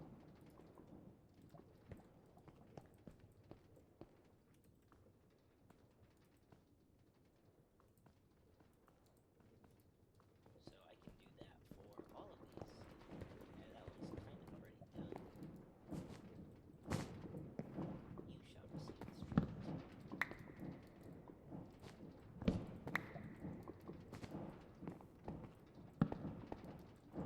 Asking if you want to know why my axe is called Onceler. That's, if you don't remember, that's the guy from the Lorax that kills all the trees. Yeah, chops down all the trees. So that was just a neat little thing I thought I could do. Supposed to split all this out somewhat evenly. Anyway, yeah, redstone is being produced here.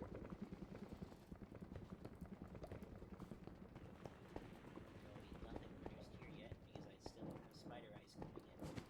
I have an idea for how to go about doing that. That's the wrong one.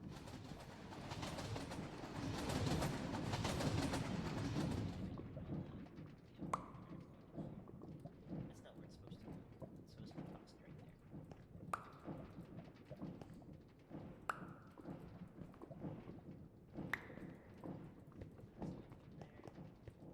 And that's for making those carrots. Carrots which I'm also not producing. However, there is a ton of open space right through here. And I'm thinking if I just recreated the farm setup I have down here.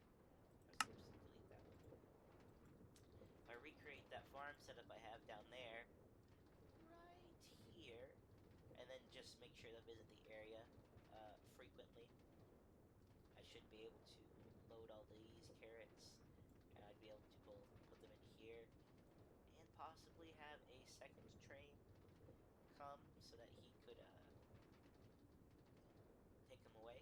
Or I guess there's another option of similar to this area, just a massive, I was thinking about doing it right around here, just a massive farm, which is right here. So like realistically, I could do that, right? And have a sort of like, similar to the tractors I have down there, tractors pulling wagons full of carrots that could be unloaded here and then crafted into golden carrots. Is there even... I still haven't checked it because I don't know this far ahead.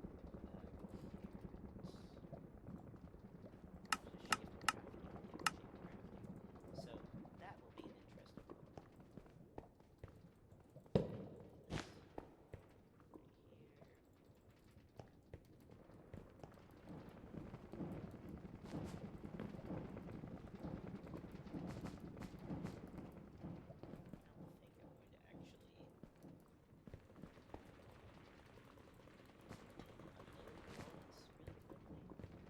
Partially because each of these ones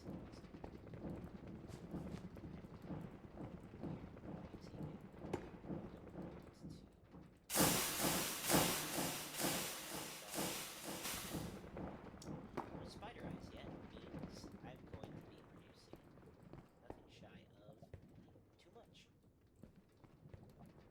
Also, carrots are going to come in here, gold is going to come in over here. So I should probably have this filtered to that stuff.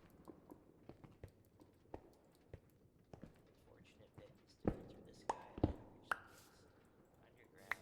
Filter that.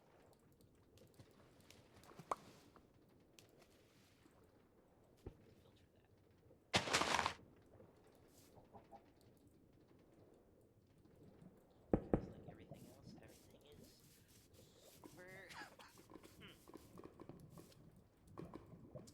super packed.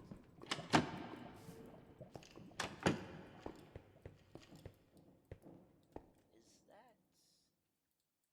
down here? Where is that skeleton walking around? Is it landed? Also, apparently didn't know I missed a spot filling in the walls up here. So apparently this is supposed to be another floor, and I guess maybe this was supposed to be like the remnants of an elevator. When I filled it in, I didn't consider that this was supposed to be a lift. I just capped it there, making it a little easier on myself. I don't see the purpose in an elevator in this place. But it also suggests that there's supposed to be something right there. It has a decent sized space to just be missing.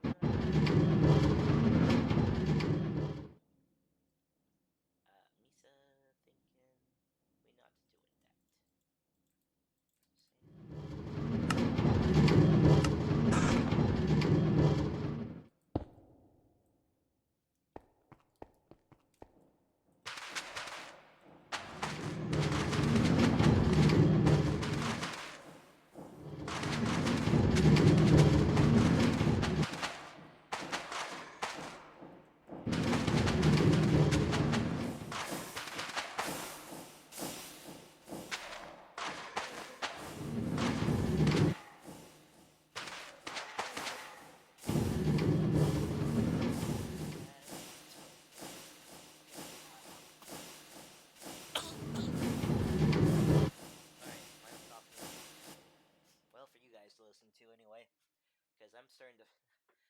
I've gone. Uh, I've gone 40 minutes longer than I expected to. Never said that before in my life, personally. I'm it. I'm it. Not I'm it. I'm done. Calling it a night.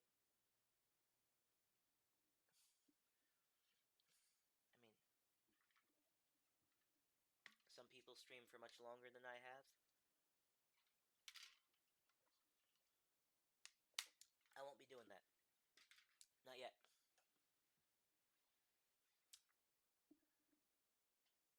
But thank you all. The 4 of you that are here, but also the 538 viewers. It's really nice you all to hang out.